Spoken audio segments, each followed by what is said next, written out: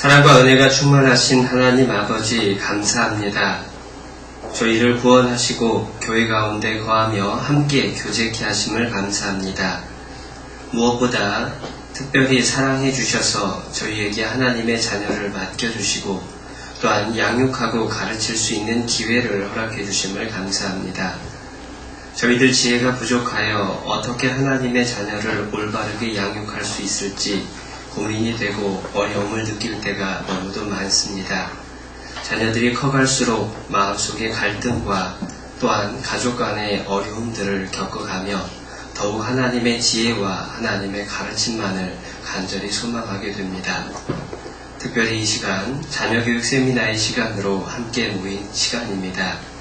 오고 있는 발걸음 주께서 속히 이곳으로 인도해 주시고 또한 시작과 끝까지 모든 시간 속에서 오직 하나님의 선하신 가르침이 우리 각 사람의 마음에 새겨질 수 있기를, 그리하여 그러한 주님의 가르침이 또한 우리의 자녀들에게 올바로 전해질 수 있도록 하나님께서 우리 각 사람의 마음을 지켜주시고 말씀을 깨달을 수 있도록 또한 도와주시기를 간절히 기도드립니다. 주께서 맡겨주신 주님의 자녀들이 하나님 보시기에 기쁜 모습으로 합당한 모습으로 자랄 수 있도록 축복해 주시고 또한 하나님의 큰 일꾼으로 자랄 수 있도록 하나님께서 돌봐주시기를 간절히 기도드립니다. 그 일에 우리 고개 숙여 기도하는 모든 부모님들 그리고 교회 학교 교사들이 다 하나님 앞에 합당하게 쓰임받을 수 있게 되기를 간절히 소망합니다. 주께 쓰임받기에 부족함 없도록 모든 필요를 채워주시기를 간절히 원하오며 우리를 살아가셔서 늘 함께 하시며 우리를 사랑해 주시는 예수님의 이름으로 기도드렸습니다. 아멘. 네, 함께 성경 히브리서 11장을 찾아보시겠습니다.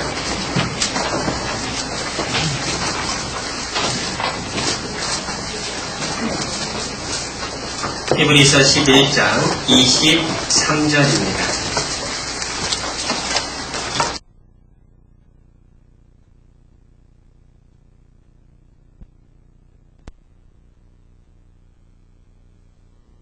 함께 읽어보시겠습니다. 믿음으로 모세가 났을 때에 그 부모가 아름다운 아이임을 보고 석 달 동안 숨겨 임금의 명령을 무서워 아니하였으며. 네, 짧은 한 절 말씀 읽었습니다. 잠시 정식으로 인사드리겠습니다. 안녕하십니까? 안녕하세요. 네, 항상 자녀교육 세미나 또는 학부모 교제 시간 있을 때마다 안타까운 것은 좌우가 이렇게 무게 차이가 많이 난다라는 겁니다. 아버님들이 좀 더 많이 오셨으면 하는 바람기도 늘 하는데 아직까지 우리 교회 안에서도 분위기가 자녀교육에 있어서는 엄마의 책임을 더 크게 생각을 하는 것 같습니다. 그런데 성경 속에서는 분명하게 자녀교육의 책임은 어머니보다는 오히려 아버지에게 묻고 있다라고 하는 것은 우리에게 더 큰 도전을 주고 두려움을 갖게 하는 그런 내용이라 생각을 합니다.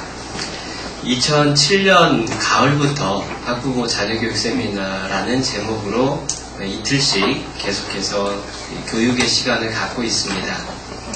그런데 이번 학부모 자녀교육 세미나를 준비를 하면서 참 고민을 많이 하게 됐습니다.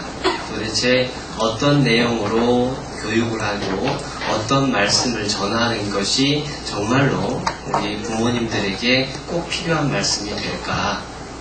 또 제목을 또 어떻게 붙여야 정말로 마음에 한 가지라도 남겨서 돌아갈 수 있을까 하는 고민을 하게 됐습니다.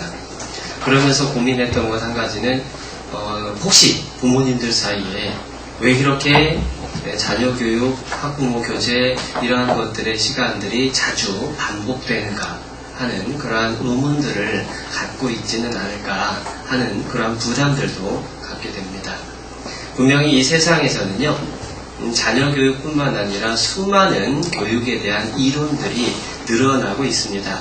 뿐만 아니라 교회에 오래 거하시는 분일수록 교회 학교 교육 우리 자녀들에 대한 성경적인 교육에 대해서도 계속해서 들어오셨기 때문에 그 지식의 양도 늘어나고 있었음이 틀림없을 겁니다. 그러나 저 자신도 경험을 통해서 알게 되는 것은, 중요한 것은 지식이 늘어나는 게 아니라 정말로 그것이 내 몸에, 내 생활 속에 배어 있어서 삶을 통해 나타나는 것이 중요하다. 그런 생각들을 더 많이 하게 됩니다. 어떤 분이 이런 이야기를 합니다. 우리는 우리가 생각하는 바대로, 우리가 아는 바대로 우리의 자녀를 교육할 수는 없다. 그리고 그 다음에 이렇게 얘기를 합니다. 단지 우리는 우리가 사는 바대로 우리의 자녀들을 교육할 수 있을 뿐이다. 우리가 알고 생각하는 바대로 자녀를 기를 수 있다면, 그렇게 자녀가 양육이 된다면요, 정말로 아무 걱정할 게 없습니다. 왜냐하면 우리는 너무나 이상적인 기준들, 그런 방법들에 대해서 들어왔거든요. 그런데 실상 우리의 자녀가 그렇게 성장하지 않는 것은 내가 생각하고 알기는 하지만 내가 살지는 못하고 있다라고 하는 것을 알려주는 거라 생각합니다. 그래서 정말로 중요한 것은 우리가 아는 것이, 우리가 생각하는 것이 내 자신의 생활 속에 진짜 삶으로 드러날 수 있도록 반복해서 훈련을 받는 것, 스스로를 훈련시켜 나가는 것이 필요하다라는 생각을 하게 됐습니다. 교회학교에서 교회학교 어머니 교사들과 함께 매달 유초등부 어머니 교사들은 함께 모여서 교제하는 시간을 갖습니다. 그때마다 한 4, 50분 정도 제가 책을 통해서 공부를 하고 또 성경적으로 정리를 해서 자녀 교육에 대한 내용들을 함께 교제를 합니다. 그런데 그 내용이 지금 1년이 넘게 쭉 이어져 오다 보니까 책이 한 권이 넘고 이제 한 권 반 정도 진도가 나가고 있는데, 내용을 항상 요약을 해보면 동일한 내용의 반복이다 라고 생각을 하게 됩니다. 그런데도 그 동일한 내용의 반복이 할 때마다 새롭게 느껴지고 유익하다라고 하는 감사가 생기는 것은, 그렇게 수없이 반복을 함에도 불구하고 아직까지도 내 삶에 온전하게 이루어지지 못한 모습이 있기 때문에 일깨워주는 시간 자체가 큰 의미가 있다라는 생각들을 하게 됩니다. 인천교회에 제가 갔을 때요, 깜짝 놀란 일이 있었습니다. 인천교회 어린이 집회를 위해서 제가 1월 달에 갔었는데요, 그곳 어린이들의 모습을 보면서 굉장히 놀랐던 첫 번째 첫인상이 인사를 너무너무 잘하는 거였습니다. 그리고 두 번째 놀란 것이 말씀 듣는 태도가 어른들보다 더 조용하게 말씀을 듣는 거였습니다. 너무 놀랐습니다. 인천교회 같은 경우는 본당하고 교육관이 상당히 거리가 떨어져 있습니다. 중간에 다른 공원도 있고 다른 건물들도 있어가지고 중간에 그 길을 걸어가다 보면 교회 식구들 이외의 사람들도 많이 다니고 있습니다. 그런데 제가 교육관에 또 본당에 왔다 갔다 하는 그 사이 길에서 만나는 아이들마다 유초등부뿐만 아니라 중고등부 학생들까지도 저를 보고 인사를 하는 걸 보게 된 겁니다. 제가 만약에 중고등부 집회를 하고 있었다면 중고등부 학생이 인사하는 게 당연하게 느껴졌을 텐데, 초등부 집회를 하고 있었는데 중고등학생이 저를 보고 항상 잊지 않고 인사를 하는 걸 보면서 야, 정말 대단하다 라고 생각을 했습니다. 그래서 궁금해서 그곳 배석도 목사님께 여쭤봤습니다. 아니, 애들이 너무 인사를 잘하는데 무슨 비결이 있습니까? 배 목사님 딱 한 가지 말씀하셨습니다. 아휴, 5년 걸렸어요. 그러시면서 덧붙이시는 것이 귀에 인이 박히도록 얘기하고 또 얘기하고 또 얘기한 것 뿐이다 라고 말씀을 하셨습니다. 전주교회에서도 그 전부터 작년 가을부터인가요? 이제 저도 또 저희 교회 학교 아이들을 위해서 만날 때마다 항상 하는 이야기가 인사하는 것. 올해는 인사하고 교회에 도착하면 늘 기도부터 하는 것을 가르치고 있습니다. 많은 아이들이 조금씩 변화되는 것들을 보고는 있는데요. 또 부모님들이 자녀들에게 늘 동일한 목소리로 가르침을 주셨으면 하는 생각도 해봅니다. 교회에 오면 모르는 어른이라고 할지라도 항상 인사하자라고 하는 것을 가르치고 있으니까요. 부모님들께서도 그러한 모습들을 함께 지도를 해주셨으면 좋겠습니다.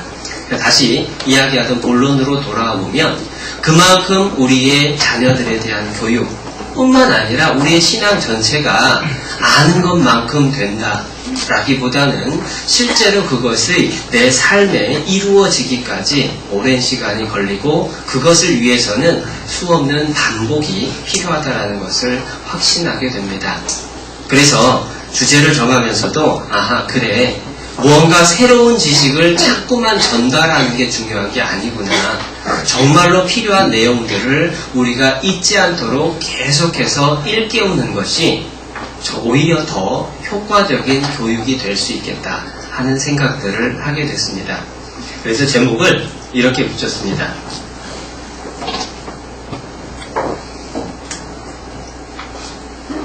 어떻게 시작할까? 어떻게 시작할까라고 하는 이 제목은 성경적 부모교실이라고 하는 책에 시작하는 제목입니다. 그것을 통해서 저도 똑같은 내용으로 제목을 붙여봤습니다.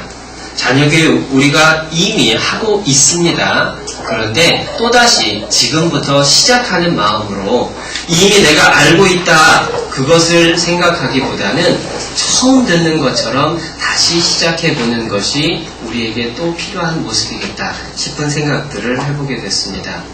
또 이러한 제목을 붙이게 된 데에는 이유가 하나가 더 있습니다. 그게 뭐냐면요, 세상에서 우리는 수많은 교육의 이론들을 접합니다. 저도 교육전도인이기 때문에 더더군다나 자녀 교육에 대한 책들을 많이 사서 읽고 있는데요. 읽을 때마다 참고되고 도움이 되는 면도 있지만 오히려 혼란스럽고 헷갈리는 부분도 참 많습니다.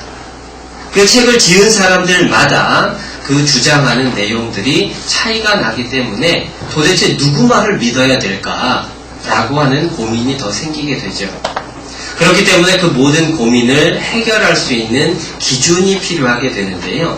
더더욱 필요한 것은 말씀 가운데에 우리가 그 기준을 분명히 할 때에 세상에 어떤 이야기를 듣든지, 학교에서 선생님들에게 어떤 이야기를 듣든지, 또는 주변에 다른 학부모들에게 무슨 이야기를 듣든지 흔들리지 않는 평강을 누릴 수 있겠다 하는 생각들을 하게 됐습니다. 그래서 오늘 처음 시작하는 말씀으로 히브리서 11장 23절을 찾았던 겁니다. 11장 23절 제가 다시 한번 읽어보겠습니다. 믿음으로 모세가 낳았을 때에 그 부모가 아름다운 아이임을 보고 석 달 동안 숨겨 임금의 명령을 무서워 아니하였으며. 여기 보면 모세가 태어났을 때의 모세의 부모님의 믿음을 설명하고 있습니다. 그 뒷부분에 이제 모세의 믿음이 나타나지만 23절에서는 그 모세의 믿음이 어떻게 생겨났는지 시작을 설명해 주는 거라 말할 수 있습니다. 그래서 모세의 부모님은요, 모세가 낳았을 때의 믿음을 가지고 세 가지 일을 했습니다. 첫 번째로 그 부모가 아름다운 아이임을 보고, 아이가 정말로 하나님이 주신 아름다운 자녀임을 보았습니다. 두 번째로 석 달 동안 숨겼죠. 그리고 임금의 명령을 무서워 아니했습니다.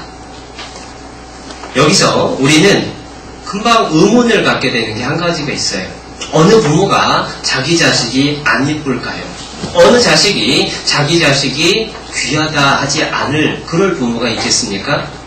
그런데 성경에서는 이 모세의 부모가 믿음으로 그 아이가 아름다운 아이임을 보았다라고 이야기를 하고 있는 겁니다. 겉모습이 아름다웠다. 물론 그것도 있겠죠. 정말로 나를 쏙 빼닮은 아이라 그래서 예뻤다. 물론 그럴 수 있습니다. 그런데 여기에서 특별히 믿음으로 보았다라고 설명을 한 것은 이제 겉으로 드러나지 않은 그 내면에 담겨진 또 다른 이유가 있었을 거다라고 하는 것을 짐작할 수가 있습니다. 그건 뭐냐면 모세의 부모가 믿음이 있었기 때문에 이 아이를 통해서 하나님의 계획이 어떠한가, 이 아이에게 하나님이 또한 얼마나 큰 축복을 내려줄 것인가에 대한 꿈과 소망을 함께 가졌을 거라는 것. 정말로 하나님이 보는 것처럼 이 자녀를 볼 수 있었던 눈이 있었을 것을 우리가 상상해 볼 수가 있습니다. 그래서 저 이 말씀을 통해서 생각해 보는 첫 번째 오늘의 주제는요, 자녀를 보는 성경적인 인간관. 내 아이를 하나님은 어떻게 보실까? 내 아이를 어떤 기준으로 바라보아야만 할 것인가 하는 내용입니다.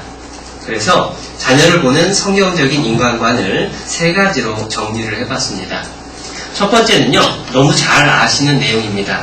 우리의 자녀는 하나님의 형상을 닮은 존재다. 굳이 설명 안 해도 이건 너무도 잘 압니다. 창세기 1장 27절에 하나님이 자기 형상, 곧 하나님의 형상대로 사람을 창조하시되 라고 말씀을 하시죠. 틀림없이 자녀는 하나님의 형상을 닮은 존재입니다. 나 또한 그렇고 우리의 자녀도 그렇습니다.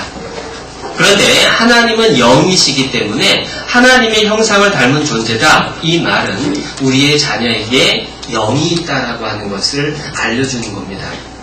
너무 당연한 얘기를 왜 하느냐면요, 이 세상에 어떠한 지식도 영에 대한 지식은 없습니다. 하나님만이 영에 대한 지식을 가르쳐주고 계시죠. 그 얘기는 이 세상에 어떤 믿지 않는 사람들의 교육 이론들이 있을지라도 그것이 진정 내 아이를 하나님이 기뻐하는 자녀로 양육하는 데에 100% 만족시킬 수는 없다라는 겁니다. 분명히 하나님의 말씀의 기준을 가지고 우리의 자녀들을 대해야만 한다는 것을 일깨워주죠. 뿐만 아니라 우리가 기르고 있는 우리의 아이들이 지금 당장은 모난 것처럼 보이고 삐뚤어진 것처럼 보이고 영 내 기준에 차지 않는다 할지라도 실상은 그 속에 하나님을 닮은 형상이 담겨 있다는 것을 보아야만 한다. 그것도 알려줍니다. 하나님의 형상을 두고 우리가 실망할 수 있을까요?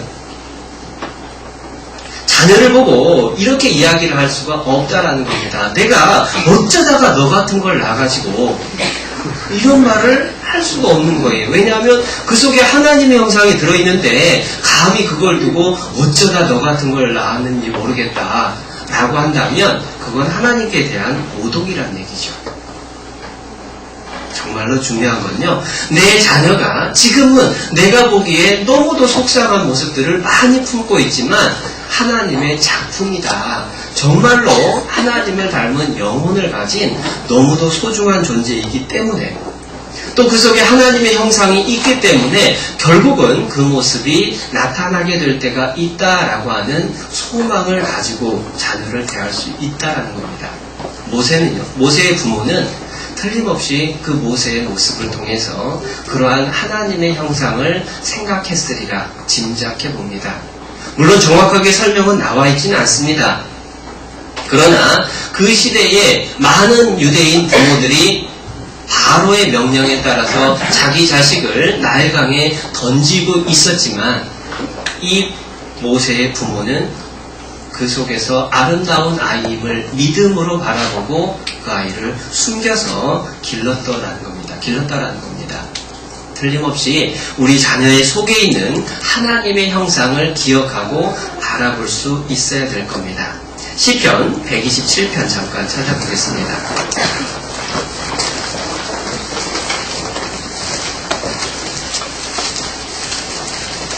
시편 127편 3절입니다.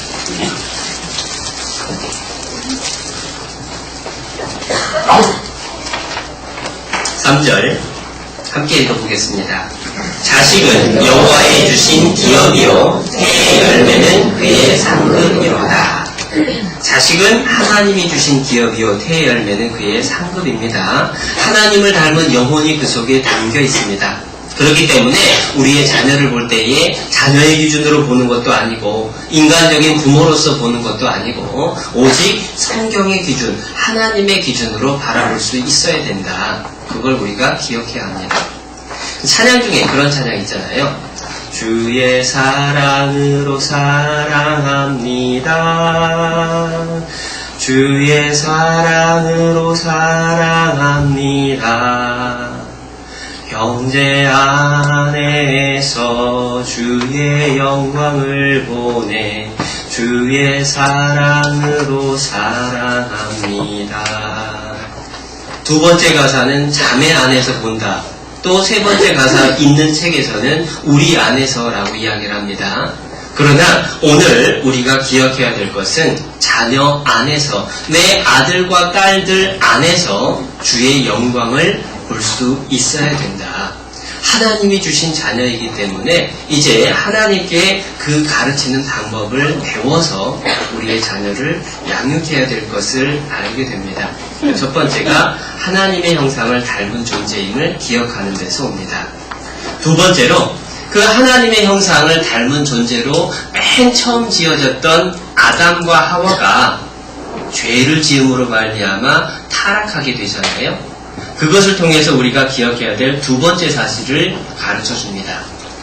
두 번째 사실은 우리의 자녀는 하나님의 형상을 가진 존재이면서 또한 죄성을 가지고 태어났다라고 하는 겁니다. 우리 창세기 5장을 한번 찾아보겠습니다.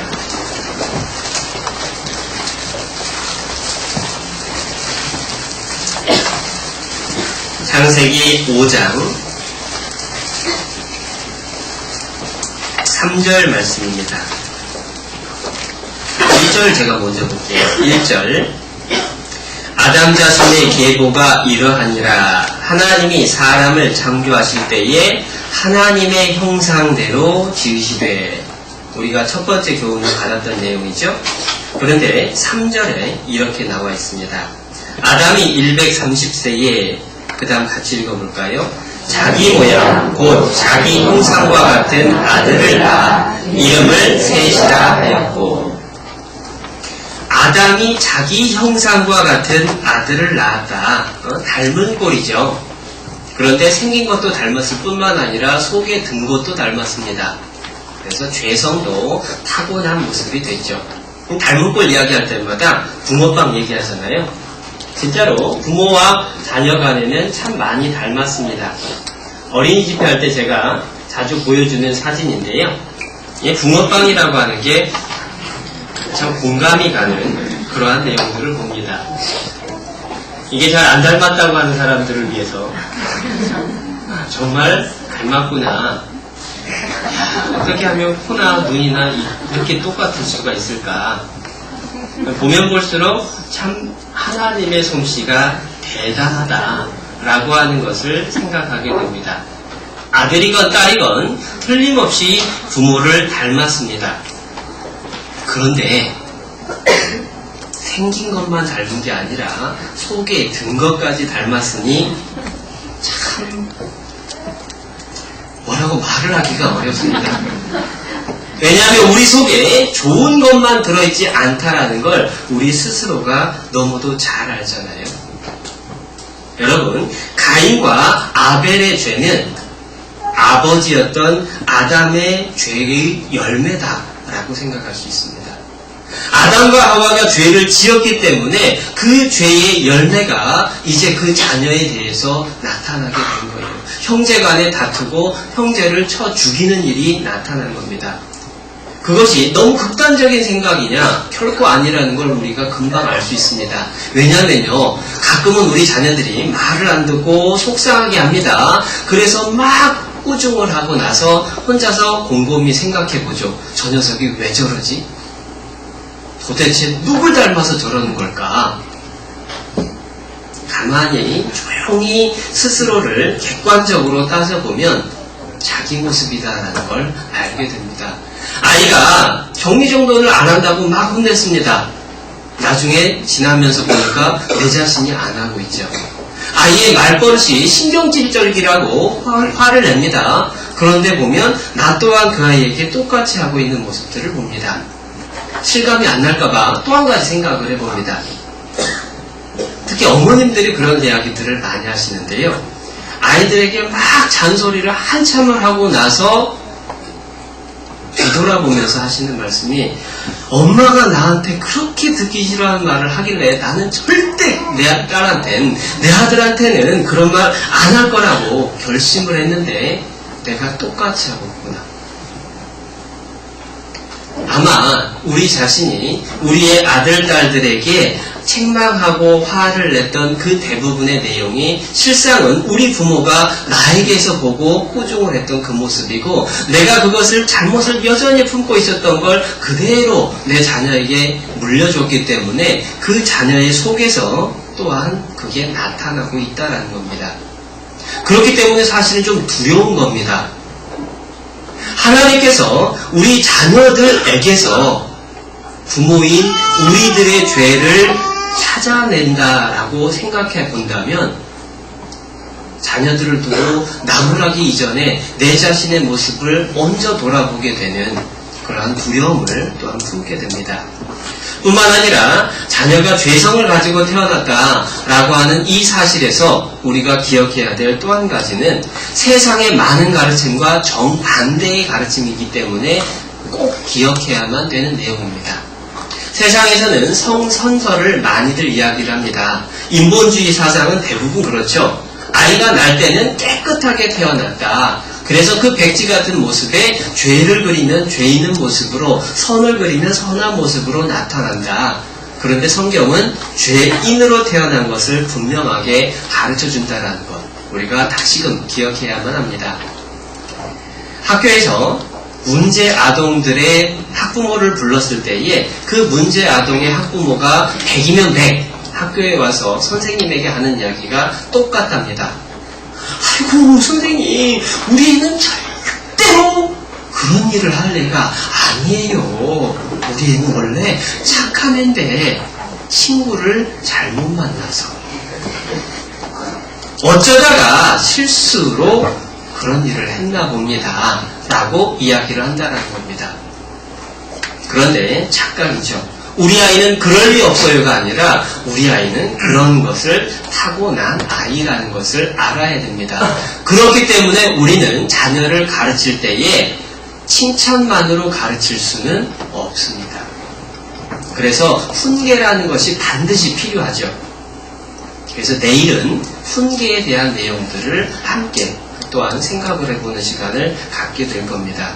정말로 어떻게 자녀를 양육해야 되느냐의 기준이 분명하면 우리가 그 자녀를 어떻게 대할 수 있는지도 또한 기준을 세우게 됩니다. 세상에서는요, 매를 대는 것은 부정적인 강화이기 때문에 효과가 없다라고 분명하게 이야기를 합니다. 그런데 성경은 자녀를 때릴 것을 말씀을 하시죠. 자녀에게 죄의 성이 있기 때문에 분명하게 그것을 바로잡아주는 시간도 필요한 겁니다.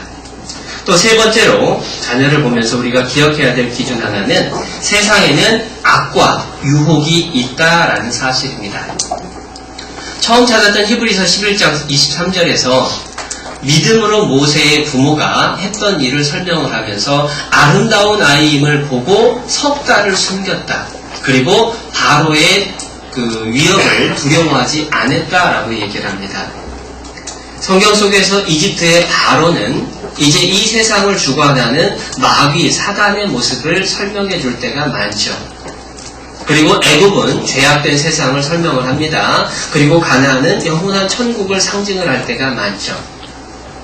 이 세상 주관자인 마귀는요, 어떻게 하든 우리의 자녀들을 그 자신의 수중으로 끌어들이기 위해서 우리 자녀들의 영혼의 생명을 어떻게든 망쳐버리려고 애를 쓰고 있다는 것을 알게 됩니다. 이 세상은요, 애굽에서 태어난 유대인의 자녀들이 위협을 받았던 것처럼 그리스도인의 자녀들이 이 세상 주관자인 마귀의 유혹과 시험 가운데에 노출되어 있다라고 하는 것을 분명하게 기억해야만 합니다. 이 세상은요, 영적인 전쟁이 계속되고 있는 거예요. 지금 우리의 자녀를 두고 하나님과 마귀, 그리고 하나님을 좇는 우리들과 세상을 좇고 마귀를 좇는 세상의 많은 쾌락, 그리고 물질주의, 세상의 많은 친구들과 유혹들이 싸우고 있다라고 하는 것을 기억해야 된다는 겁니다. 그렇기 때문에 우리가 정말로 정신을 차려야 될 것 같아요.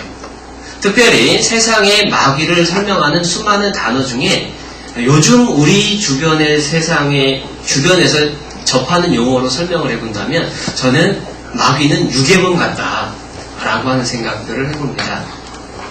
왜 유괴범 같다라고 하는 생각들을 해보냐면 자기의 수중으로 끌고 가기 때문에 유괴요. 그것으로 끝나는 것이 아니라 우리의 자녀를 볼모 삼아 또 우리 부모의 마음, 부모의 신앙까지 뒤흔들어 놓기 때문에 그건 유괴범과 같다라고 하는 생각들을 해보게 됩니다. 그런데 유괴범 같은 마귀가 우리의 자녀들을 노리고 있는데 그렇다고 해서 그 마귀의 유혹과 시험에서 보호한답시고 우리가 자녀를 집 안에만 가둬둘 수는 없죠. 모세의 부모는요 3개월을 숨기다가 결국은 바구니에 담아서 떠내보냅니다. 그리고 하나님께서 다시 돌려주셨습니다. 돌려주셨을 때에 이제 시한부적인 조건을 가지고 그 아이를 양육하게 되죠. 언젠가 왕궁으로 돌려보내야 됩니다. 주어진 시간이 정해져 있습니다. 그 속에서 이제 자녀를 양육하는 그러한 모습이 우리들의 모습과 비슷하다. 왜냐하면 애국 문화 속으로 아들을 보내야만 하는 부모가 그 모세의 부모가 느꼈을 그 안타까운 마음. 이제 세상의 유혹과 시험이 너무도 험한데 그 속에 내 자녀를 내보내서 자라나게 하고 해치고 나가게 결국은 보내야 될 부모의 마음. 그것이 비슷하다라고 할 겁니다. 그런데 유괴범이 있다라고 해서 자녀를 집 안에만 가둘 수 없는 것처럼 결국은 우리가 필요한 것은 유괴범이 어떠한 모습으로 다가오는지를 아이에게 가르치고 유괴범이 다가왔을 때 어떻게 대처해야 되는지를 자녀에게 가르치는 것이 최선인 것처럼 우리 자녀들이 접하는 문화 속에서 유혹 속에서 무엇이 잘잘못인지 어떻게 그것을 대처해야 되는지 그 힘을 길러주는 것이 꼭 필요하다라고 하는 것을 기억하게 됩니다. 정말로 우리의 아이들이 이 세상을 살아가야 됩니다. 그 속에서 무엇이 옳고 무엇이 그른지를 분별할 수 있게 도와줘야 되는데 그러기 위해서 자녀들의 신앙교육이 얼마나 중요한지 몰라요. 학교 교육을 위한 투자가 우리는 정말로 막대한 시대를 살아가고 있습니다. 정말로 빚을 내서라도 자녀 교육을 시키는 시대에 우리가 살고 있습니다. 그러한 시대에서 정말 우리가 잊지 않아야 될 건 뭐냐면 내 자녀의 신앙을 붙잡아주기 위해서 그에 못지않은 투자와 노력이 필요하다 하는 것을 기억해야 합니다. 잠언 잠깐 한번 찾아볼게요. 잠언 22장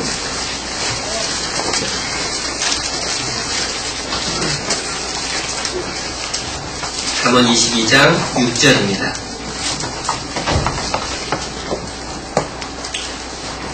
잠언 22장 6절 말씀 함께 읽어보겠습니다. 마땅히 행할 길을 아이에게 가르치라. 그리하면 늙어도 그것을 떠나지 아니하리라. 이 6절의 말씀이 정확하게 이루어진 성경 속의 사례 한 명이 모세입니다. 모세는요, 젖대기까지 엄마 품에 있었습니다. 그리고 어디로 갔냐면, 당시에 타락된 문명이요, 마귀의 세상을 상징하는 그 애굽 나라의 왕궁으로 들어갔어요. 그곳에서 40년 가까이 지냈습니다. 그리고 광야로 나가서 또다시 40년을 보냈습니다. 그런데 80년이라는 이 긴 시간을 보내는 동안에 모세의 중심에서는 변하지 않는 한 가지가 있었어요. 하나님을 기억하고 있었다는 겁니다. 그렇기 때문에 80세 되었을 때에 하나님이 그를 부르자 그는 응답했고 결국은 자기 민족을 구원하는 구원자가 된 겁니다. 여러분, 짧은 시간이지만 모세의 부모가 모세를 길렀던 그 시간만이 하나님을 모세에게 전해줄 수 있는 시간이었어요. 그런데 그 시간이 있었기 때문에 80년이 지난 그 뒤까지도 모세의 중심에 그것이 남아있었다라는 걸 기억해야 됩니다. 하루라도 빨리 내 아이가 정말로 조금이라도 더 어렸을 때에 내 아이의 신앙을 붙잡아주기 위해서 부단한 노력을 해야만 합니다. 그래야 평생 동안 그 아이가 하나님 안에서 떠나지 않고 뿌리 내리고 자랄 수가 있다는 것들을 성경을 통해서 분명하게 보게 돼요. 그런데 그것을 우리가 잃어버리게 되면 어떤 일이 벌어지느냐? 우리나라에 처음으로 기독교를 전해줬던 유럽, 미국의 선교사들의 이야기들 중에 영국 교회의 실상을 영상을 통해서 한번 접한 적이 있습니다. 선생님들 중에서는 일부 많이 보신 분들도 계실 텐데요.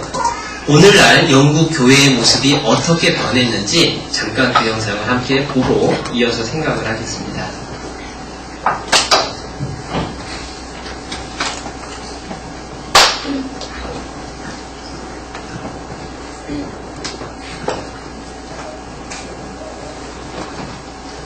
소리가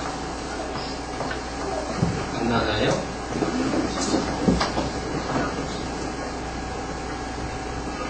소리가 굉장히 작아요, 지금.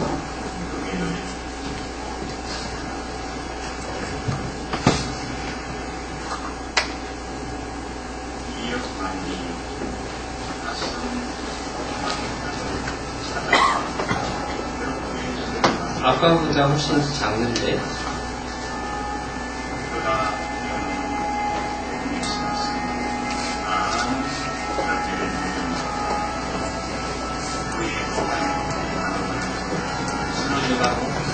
너무 작아서 제가 다시 보여드리겠습니다.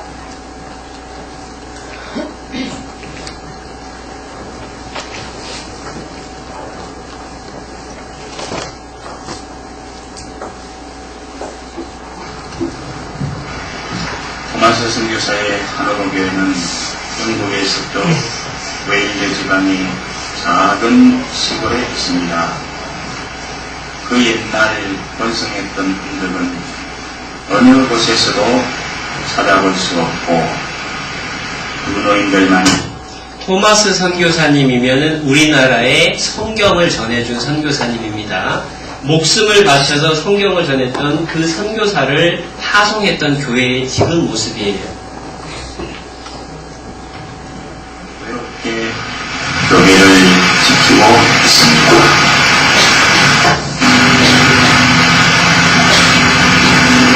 이웃 마을이 낯선 동방의 땅을 찾아와 그렇게 순교한 토마스 선교사. 그가 보여놓은 복음의 씨앗은 많은 열매를 맺으며 그의 고향 하노버는 쓰러져가고 있습니다. 140년 전 토마스 선교사가 파송을 받았던 이 교회는 문을 닫은 지 이미 오래입니다. 사람의 발길은 끊기고 잡초만 무성히 자리하고 있습니다. 대동강 유역에서 순교의 피를 흘린 토마스 선교사의 흔적은 초라하게 무너지고 있었습니다.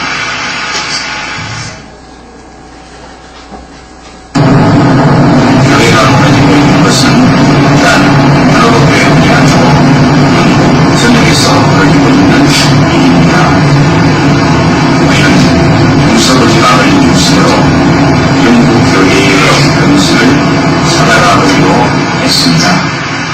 남부바닷가도시 사우스햄프턴, 그곳에서 우리는 아주 놀라운 사실을 보게 됐습니다. 한 10여 년 전에 이제 수습을 했고요.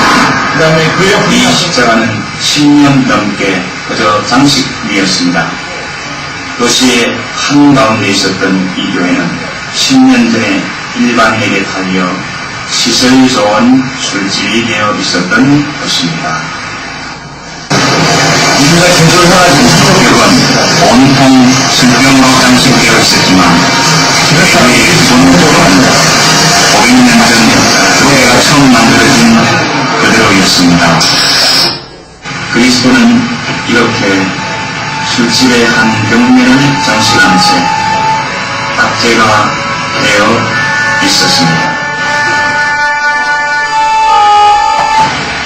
버밍엄은 영국에서 두 번째로 큰 도시입니다. 이 도시 한가운데서 우리는 또 다른 교회의 흔적을 발견했습니다. 지금으로부터 8년 전에 달린 이 교회는 어떻게 바뀌었을까?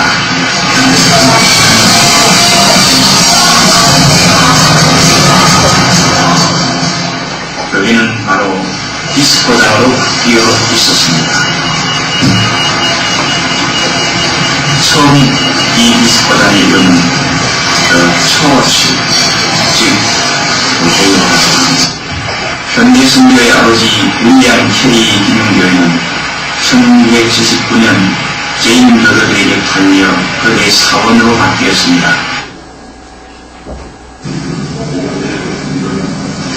선교단상은 우상들이 차지하고 있었고 곳곳에는 그들이 섬기는 우상으로 가득했습니다.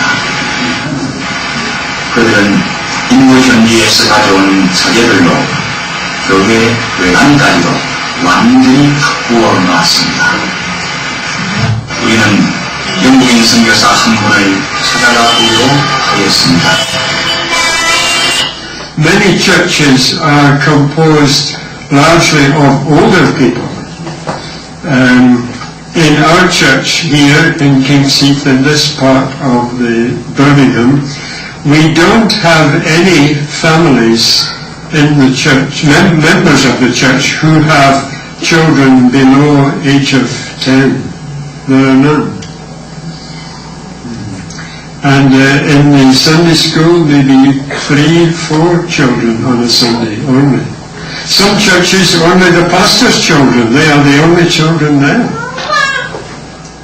그의 이야기는 아주 절망적이었습니다.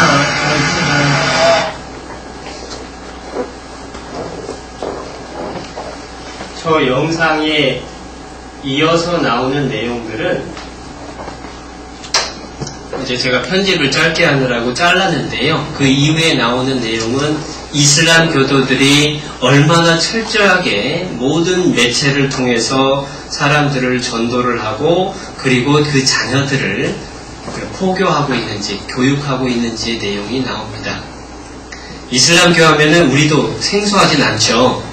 전국에 몇 개 안 되는 이슬람 사원 중에 하나가 전주에 있습니다. 그것도 인우동에. 대단한 도시인 것 같아요. 저도 몰랐는데요.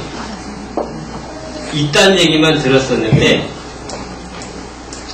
이게 이슬람 서울에 있는 사원입니다. 그래서 이 서울에 있는 사원뿐만 아니고 그 뒤에 있는 게 덮여버렸네요.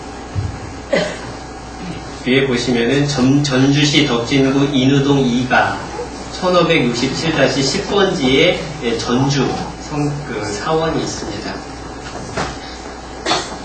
이 세상에는요, 정말로 많은 영적인 전쟁이 지금도 이루어지고 있습니다.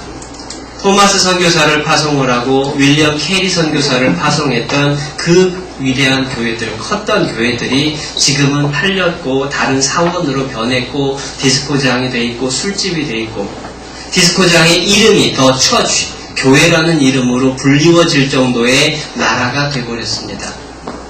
그것이 불과 100년이라는 시간 만에 다 나타난 거예요.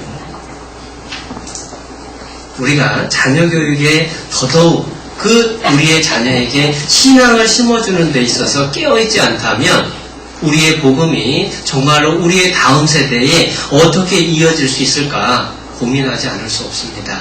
정말로 중요한 일을 위해서 우리가 이 자리에 함께한 것이 틀림없습니다. 세 가지를 함께 생각을 했습니다. 자녀는 하나님의 형상을 닮은 존재요. 자녀는 죄성도 갖고 있습니다. 그리고 그 자녀들이 살고 있는 이 세상은 악과 유혹이 가득 차 있는 곳이다. 그러면 우리는 우리의 자녀를 어떻게 가르치고 키워야 될 건가? 자녀 양육에서 주의할 점 세 가지를 또 정리를 해봤습니다. 일부러 종류를 늘리면 기억하기 어려울까봐 3가지씩만 정리를 합니다. 자녀 양육할 때 주의할 점 3가지. 첫 번째는 자녀의 소유권을 분명히 하자. 자녀의 소유권을 분명히 하자. 한번 따라서 해볼까요? 자녀는 내가 아니다. 자녀는 내가 아니다. 왜 이 이야기를 따라서 하라고 말씀을 드리냐면요. 수시로 여러분 스스로가 되뇌어야 될, 다시금 반복해야 될 말이다 싶은 생각을 합니다. 예를 하나 들어드릴게요. 어린이집에서 공개 수업이 있었습니다. 광주교회에서 제가 직접 경험했던 일인데요. 공개 수업이 있어서 학부모님들이 다 이제 참관을 왔습니다. 해서 여러 가지 프로그램 중에 만들기 시간이 됐어요. 그날 만들기의 제목은 아빠, 엄마, 그리고 가족이 나와 있는 가족 사진을 놓고 그것을 예쁘게 꾸미는 액자 만들기입니다. 벽걸이 액자. 그리고 재료가 선생님이 주어졌어요. 아이들에게 만들기라는 시간입니다. 한 아이마다 부모님들이 다 옆에서 한 분 이상씩 와 계셨어요. 자, 만들기가 시작됐습니다. 가위질을 하고 그리고 돌돌 말아서 붙이고 열심히 그걸 만드는데, 색칠하면서 만드는데 옆에 있던 모든 분들의 모습을 제가 보면서 깜짝 놀랐어요. 애가 만드는 게 아니라 부모가 다 만들더라고요. 다 잘라주고 말아주고 색칠해주고 그리고 붙이는 것만, 이렇게 붙여야지 하면서 그 손 잡아다가 이렇게 붙이는 거야 라고 해줍니다. 만들어 놓으니까 정말 예뻐요. 근데 저는 끝까지 아이가 하게 했습니다. 아이가 힘들어하면 뭘 도와줄까 물어보고, 아이가 자르겠다라고 하는 거 잡아달라면 잡아주고, 이거 이렇게 잘라달라면 그렇게 잘라주고 기다렸습니다. 안 나오는 작품이 나왔습니다.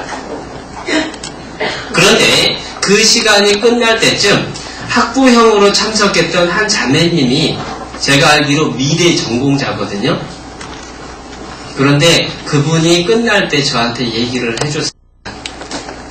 아이가 만든 건 그 집뿐이네요 라고 얘기를 해줬어요. 여러분, 부모의 입장에서 부모의 기준을 가지고 내가 모든 것을 다 하게 되면 아이가 사라집니다. 아이가 아이의 작품을 만들 수 있게 해줘야 됩니다. 내 기준에 맞는 내 작품을 만들기 위해서 아이가 중간에 쓴 도구가 돼서는 안 된다라는 겁니다. 그런데 우리가 살아가다 보면 그렇지 못할 때가 참 많아요. 아이가 숙제를 했습니다. 일기를 썼습니다. 그러면 그 일기를 두고 어디 한번 보자. 야, 여기 글씨 틀렸잖아. 이거 이렇게 쓰지 말고 이렇게 한번 써보면 어때? 말을 이렇게 바꾸면 더 듣기가 좋잖아. 너 오늘 이런 일이 있었는데 왜 그건 빼먹었어? 그거 다시 한번 써봐. 그것이 누구의 일기가 될까? 정말로 아이가 아이의 작품을 해보고 아이의 공부를 하고 아이의 일기를 쓸 때에 정말로 아이가 아이답게 자라나리라 생각합니다. 그럴 때 우리가 정말로 한번 속으로 속삭여 보십시오. 아이가 그림을 그려왔습니다. 엉망이에요. 정말로 고쳐주고 싶은 게 수없이 보입니다. 그럴 때 속으로 한번 속삭여 주세요. 아이는 내가 아니다. 내 아이는 내가 아니다. 아이의 기준으로 아이가 해놓은 것을 바라보는 겁니다. 그럴 때에 아이를 제대로 기를 수 있을 거예요. 아이가 숙제를 해놨을 때에, 아이가 글짓기를 했을 때에, 아이가 문제집을 풀고 검사를 맡을 때에 부모의 기준으로 모든 것을 100점 만점으로 만들지 말고 아이가 아이의 수준에서 최선을 다하고 있는지, 아이가 정말로 그 일을 위해서 보람을 느낄 수 있도록 도와주는 일, 그게 부모가 할 일이다 생각을 합니다. 아이는 내가 아니거든요. 뿐만 아니라 아이는 내 소유도 아닙니다. 그것도 한번 따라서 해볼까요? 내 아이는 내 소유가 아니다. 아까 시편 127편 읽었었습니다. 자녀는 하나님이 주신 기업입니다. 하나님이 주신 기업입니다. 하나님 거를 우리에게 맡겨주신 거예요. 결국 우리는 청직입니다. 출애굽기 2장 말씀을 한번 찾아볼게요.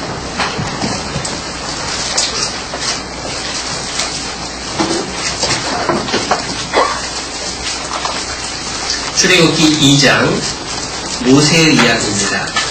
2장 9절.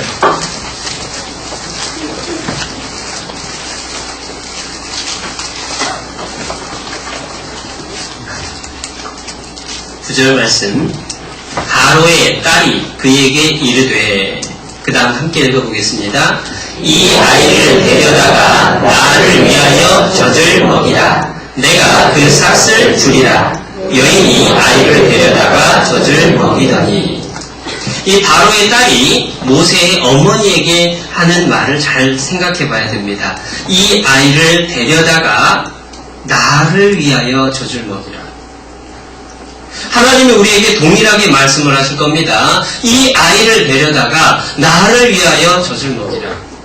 하나님을 위하여 젖을 먹이고 하나님을 위하여 키우라라고 말씀하고 계실 겁니다. 자녀들에게 부모의 꿈을 강요해서는 안 됩니다. 자녀들에게 네 꿈을 펼쳐라, 그것도 아닙니다. 자녀들에게 심어줘야 될 건 하나님의 꿈을 품어라. 하나님의 꿈을 피워라. 성취하라. 이것을 가르치는 것이 최선이다라는 것을 성경은 분명하게 우리에게 말씀을 해주셔요. 자녀는 내 소유가 아닙니다. 하나님의 소유입니다. 그렇기 때문에 자녀를 통해서 부모의 꿈을 이루려 하기보다는 자녀를 향해 하나님이 무슨 꿈을 갖고 계신가를 고민하는 것이 중요합니다. 정말로 내 자녀를요, 하나님께 맡겨드리는 것이 최선인 거죠. 아브라함은요, 믿음으로 100세가 되어서 독자 이삭을 얻었습니다. 그 이삭을 하나님께 드렸습니다. 그때에 하나님이 여호와 이레라고 하는 기적을 보이시고 그를 위해서 축복을 약속을 해주십니다.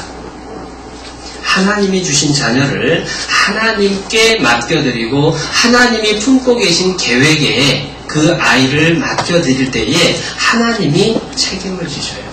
욥기 말씀도 한번 찾아볼까요? 욥기 23장입니다.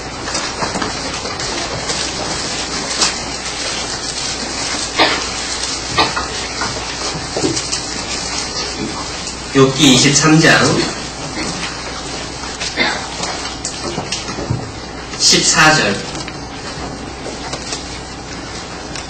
그런즉 내게 작정하신 것을 이루실 것이라. 이런 일이 그에게 많이 있느니라.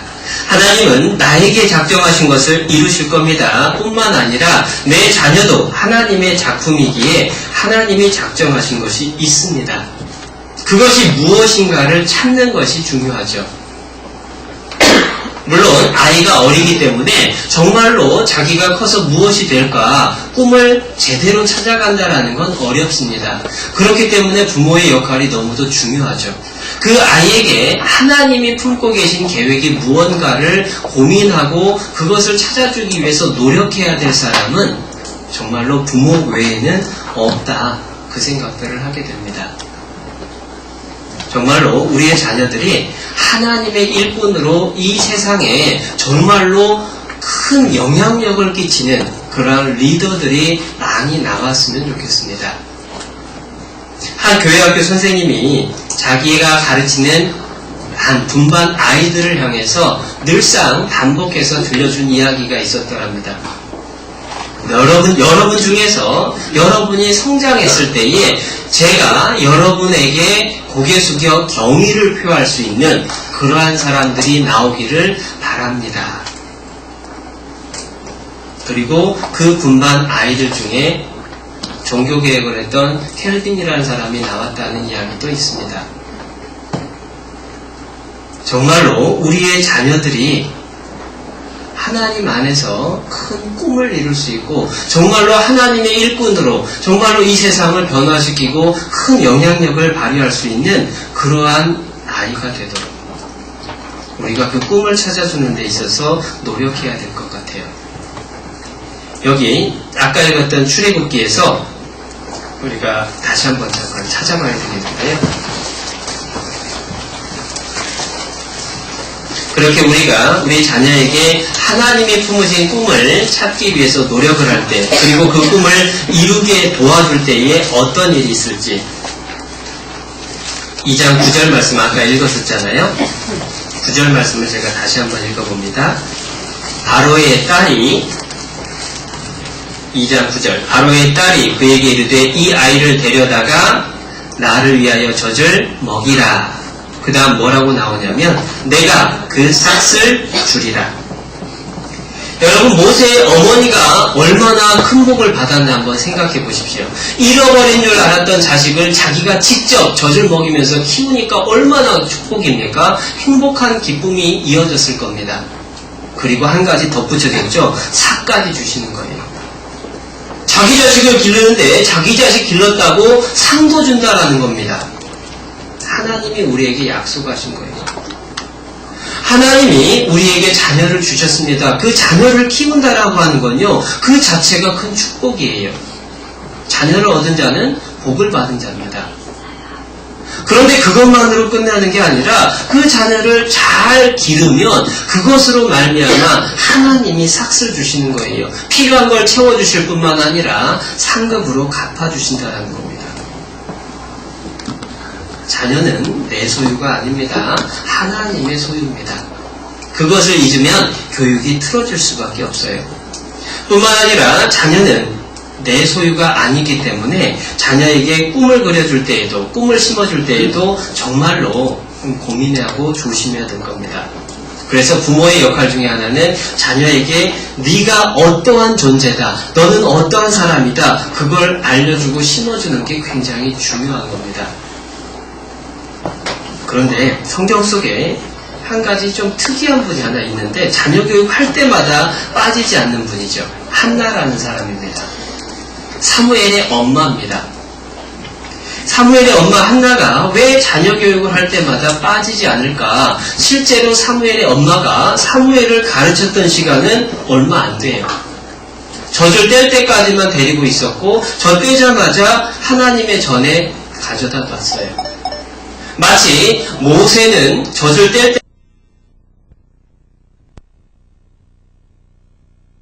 보냈던 것과 반대로 사무엘은 이제 정말로 부모의 품에서 젖을 뗄 때까지 있다가 이제 하나님의 성소에 가서 살게 됩니다. 그런데 이 한나와 사무엘 사이에 어떤 모습이 있었을까? 사무엘이요, 그 어린 아이가 엄마를 만날 수 있는 시간은 1년에 한 번. 매년제를 드리러 실로에 엄마 아빠가 왔을 때에 한 번 만나게 됩니다. 뭐 오래 있었던 것 같지도 않아요. 아이와 엄마가 만났습니다. 그 어린 아이가 엄마를 보면 뭐라고 얘기를 했을까요? 엄마, 왜 나는 엄마하고 떨어져 살아야 돼? 우리 같이 살면 안 돼? 그런 말이 안 나왔을까요? 아무리 신앙이 좋은 아이라도 엄마의 품이 그리울 때가 얼마나 많았겠습니까? 이제 말을 시작했을 그 아이가 엄마를 보면서 가지마, 가지마 라고 외쳤을 것 같은 생각들을 하게 돼요. 그런데 한나는 그 아이를 또 떼어놓고 집으로 돌아옵니다. 무엇라고 얘기를 했을까? 이야기를 했을 내용, 많은 상상 가운데에 가장 확실한 대답은 한나는 사무엘에게 틀림없이 이야기를 했을 겁니다. 얘야, 너는 하나님의 아들이란다. 너는 하나님께 드려진 하나님의 아이란다. 네가 있어야 될 곳은 하나님의 집이다. 1년에 한 번 만나는 엄마가 그걸 심어줬습니다. 1년 내내 함께 있었던 엘리는 하나님을 섬기는 법을 가르쳤습니다. 그런데 엘리가 두 아들을 키웠던 모습을 생각해보면 엘리가 정말로 사무엘을 어떻게 키웠을까?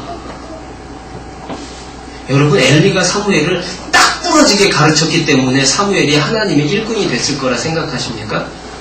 그렇다면 왜 엘리의 두 아들은 실패한 사람이 됐습니까?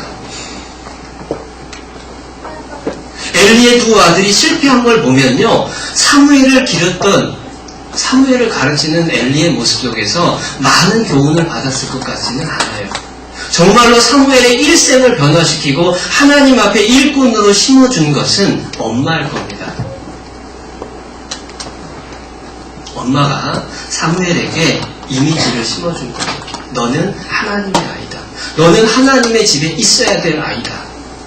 자녀에게 정말로 올바른 하나님이 보시는 그 모습을 아이에게 심어주는 것이 중요하다는 겁니다. 그것은요, 오랜 시간 붙어 있어야만 되는 게 아니에요. 가끔은 우리 교회에 교제가 많고 모임이 많고 집회가 많아서 아이들 가르칠 시간이 없습니다.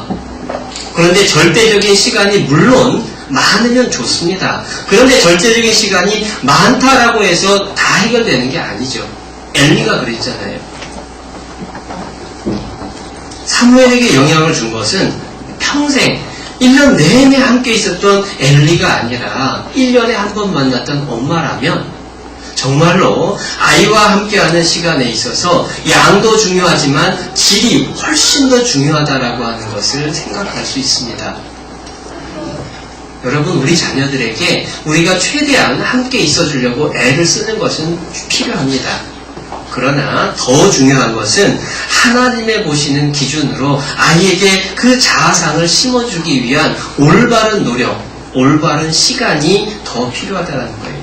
서도성 목사님께서 2주 전에 다녀가셨습니다. 전도인들 부부가 함께 모여서 목사님께 여러 가지를 여쭤봤어요.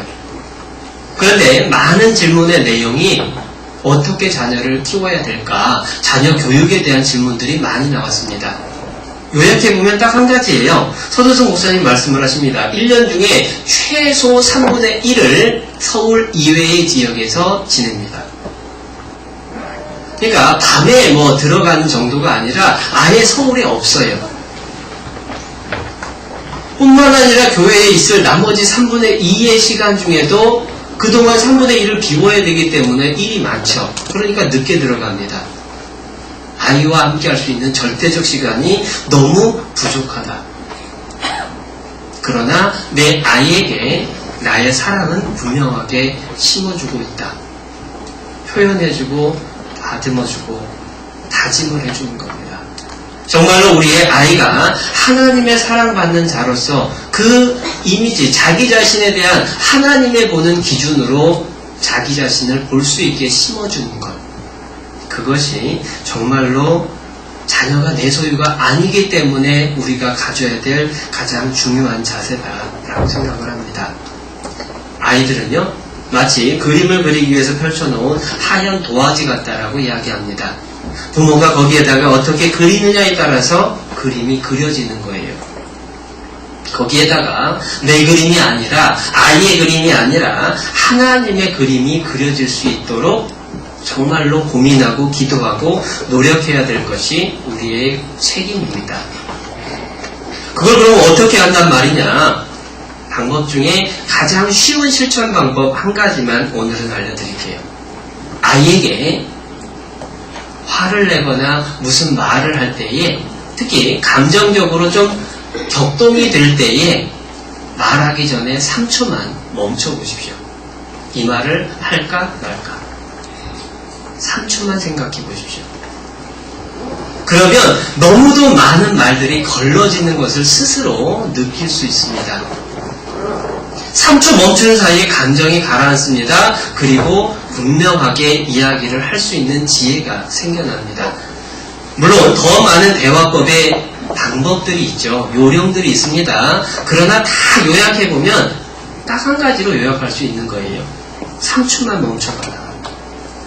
말을 하기 전에 잠깐 멈추고 그리고 나서 얘기하면 아이를 대하는 내 모습 속에서 스스로도 감사할 수 있는 모습이 발견이 될 겁니다. 우리의 자녀들은요, 거울을 한 번도 본 적이 없는 옛날 사람과 같아요. 자기 자신 얼굴을 본 적이 없습니다. 그 아이에게 너는 이런 사람이다 라고 알려준 유일한 방법은 그림인데, 그 그림을 그려줄 수 있는 사람이 부모라는 거예요. 자녀에게 하나님의 보시는 모습으로 그림을 그려줘야 됩니다. 제발 엄친아 엄친딸의 모습하고 비교해가지고 그려주지 말자라는 겁니다. 세상에 이런 애도 있다더라. 근데 너는 뭐냐? 아이의 모습에 그림이 착 그려지죠. 나는 못났구나. 어떤 애는 공부 이렇게 한다더라. 나는 공부 못하구나. 어떤 애는 운동을 이렇게 한다더라. 나는 운동도 못하는구나. 어떤 애는 부모 말을 이렇게 잘 듣는다더라. 나는 부모 말 원래 안 듣는 애야. 자녀의 마음에다가 부모가 그림을 그리는 거예요. 자녀의 모습에, 자녀의 마음에다 하나님의 보시는 그림을 그려주는 것. 그것이 첫 번째입니다. 두 번째로, 이것은 수없이 우리가 들었던 내용입니다. 자녀는 부모의 본을 보고 배운다. 틀림없는 사실이죠. 자녀는 말로 배우는 게 아닙니다. 본을 보고 배우죠. 서두에서 분명히 말씀드렸던 내용. 자녀를 기른다는 것은, 아이를 교육한다라고 하는 것은 부모의 생각하는 대로, 아는 대로 교육하는 게 아니다. 부모가 사는 대로 가르치는 거다. 똑같은 얘기입니다. 자녀에게 말로 가르치는 게 아니라 본으로 가르치게 되죠. 저희 어머님이요, 저희 외할머님의 걸음걸이를 굉장히 싫어하세요. 아이고 엄마 제발 뒤뚱거리지 말라고, 좀 똑바로 걸으면 안 되냐고. 제가 그 소리를 여러 번 들었었어요. 그런데 어느 날, 벌써 한참 전이죠, 할머니께서 저희 집에 오셨다가 이제 다시 외가로 출발하시는데 어머님이 배웅을 나가셨습니다. 제가 뒤에서 봤죠.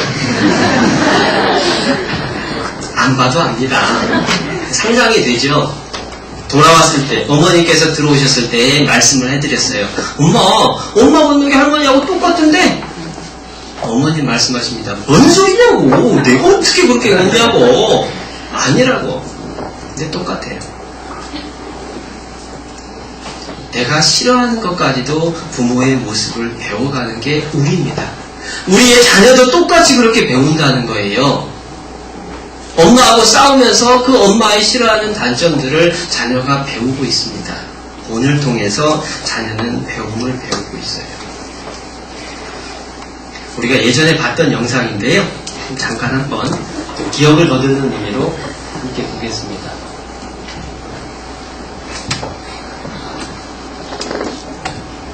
잠깐만요.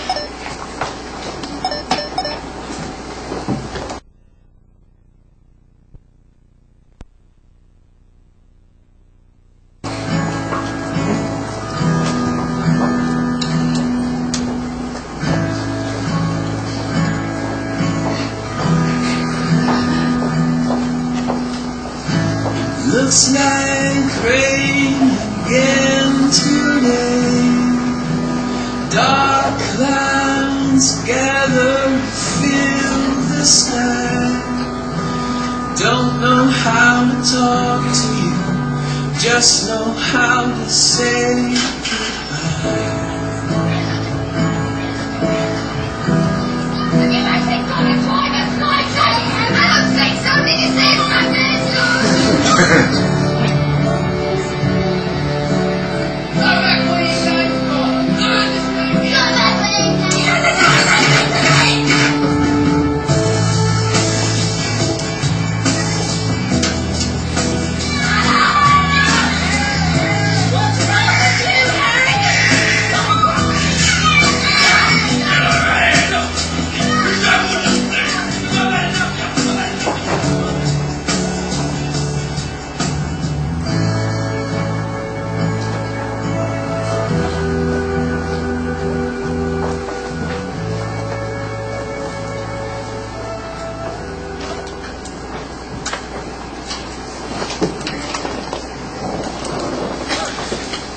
호세아서 잠깐 찾아보겠습니다.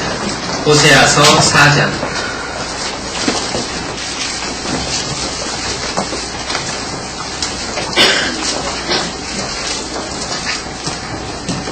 호세아 4장 6절 말씀입니다. 내 백성이 지식이 없으므로 망하는도다. 네가 지식을 버렸으니 나도 너를 버려 내 제사장이 되지 못하게 할 것이요. 네가 내 하나님의 율법을 잊었으니 나도 내 자녀들을 잊어버리리라. 모세의 모습을 보면서 생각을 해보는 건요, 모세가 어떻게 민족을 건지기 위해서 그 고통을 참아내면서 끝까지 그 일을 해낼 수 있었을까? 정말로 두려운 순간이 수없이 이어졌음에도 불구하고 그것을 어떻게 참고 끝까지 해냈을까? 물론 하나님이 붙들어 주셨습니다. 그런데 왜 하나님이 모세를 그토록 붙들어 주셨을까? 그 많은 원인 중에 하나는 부모에게서 찾을 겁니다. 부모가 믿음을 가지고 아름다운 아이임을 보고 3개월을 숨기고 바로를 두려워하지 않았었습니다. 정말로 하나님의 계획을 생각하고 자기 목숨이 죽을지 모르는 그 위험을 잊어버린 거예요. 부모의 모습 속에서 하나님을 섬기고자 하는 모습이 있었고 짧은 기간이지만 그것이 모세에게 전해졌고 그것이 80년이 지나도록 잊혀지지 않았고 그 이후 40년 동안 그 모세가 이스라엘을 이끄는 데 있어서 밑바탕이 원동력이 돼 있었다. 그렇게 생각할 수 있습니다. 부모로서 우리가 하나님 앞에서 어떻게 사느냐가 우리의 자녀에게 그대로 전해집니다.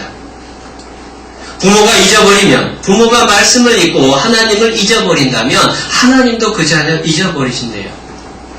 부모가 의롭게 산다면 하나님도 그 자녀 기억하십니다. 성경에 분명히 말씀을 하시죠. 내가 늙기까지 의인이 버림을 당하거나 의인의 자녀가 걸식함을 보지 못하였다. 틀림없이 하나님이 부모의 신앙을 보시고 자녀의 모습을 돌봐주시는 것도 정해집니다. 그렇기 때문에 부모가 본을 보이기 위해서 더 깨어있어야 되고 더 노력해야 되는 것이 의무이죠. 아버지가 된다는 것, 생리적으로 아버지가 된다는 것은 쉽습니다. 그러나 진짜 아버지가 된다는 건 어려운 일인 것 같아요. 어머니가 된다는 것도 똑같죠. 뿐만 아니라 성경 속에서 자녀 교육의 책임은 틀림없이 교사가 아닌 부모에게서 찾습니다. 이스라엘에서요, 제사를 드릴 때마다 제사장이 항상 양이나 소를 잡는 것을 기억합니다. 그런데 제사장이 이스라엘 사람들을 위해서 항상 짐승을 잡았는데 자녀를 위해서 아버지가 짐승을 잡았던 적이 있죠. 유월절이죠. 6월절에는요, 대표가 나타나서 온 이스라엘의 양을 잡아준 게 아닙니다. 하나님께서 분명하게 말씀을 하시기를 내 장자를 위해서 집집마다 그 아버지가 양을 잡아서 그 피를 문설주와 임방에 바르라고 하셨습니다. 자녀의 구원의 확증을 위해서 가장 큰 책임을 갖고 있는 것은 부모입니다. 자녀의 신앙을 위해서 가장 큰 책임을 갖고 있는 것도 부모입니다. 그리고 정말로 하나님이 보실 때에 우리가 맡고 있는 많은 일들 가운데에 자녀를 하나님의 자녀로 키운다는 것이 정말로 중요한 일이라는 것을 일깨워 주셔요. 출애굽기를 보다 보면 신기한 이야기들이 참 많습니다. 그 중에 하나가 이 바로가 이스라엘 사람들을 풀어주지 않는데 그 순서가 있어요. 첫 번째는 바로 왕이요, 이스라엘 사람들이 하나님 섬기러 가겠다라고 했더니 아무도 못 가 하고 막았습니다. 근데 재앙이 계속 이어졌잖아요. 재앙을 받다가 너무 힘듭니다. 그러니까 이제 말이 바뀌었어요. 야, 그러면 누구 갈 거냐? 그랬을 때 모세가 분명히 얘기합니다. 남녀노소와 우양과 모든 것을 데리고 가겠다. 그랬을 때 바로가 이야기합니다. 무슨 소리냐? 안 된다. 니들만 가라. 또 재앙이 내려졌습니다. 말이 또 바뀌었어요. 그러면 니들 애들만 데리고 가죠. 짐승은 내버려둬라. 마지막엔 다 보내주게 되죠. 마귀가 우리의 신앙을 망치기 위해서 붙듭니다. 먼저는 내 신앙을 망치기 위해서 노력을 하죠. 내가 구원받지 못하게 회방을 놓습니다. 그러다가 실패하죠. 그럼 우리 자녀를 붙잡아요. 가장 중요한 내 신앙, 그리고 그 다음 중요한 내 자녀의 신앙. 내가 내 신앙을 똑바로 해야 될 뿐만 아니라 내 자녀를 위해서라도 내가 정말로 내 신앙을 똑바로 하는 것이 필요합니다. 천주교가 오히려 더 잘하는 게 그거래요. 2세 교육에 있어서는 정말로 많은 투자를 하고 있답니다.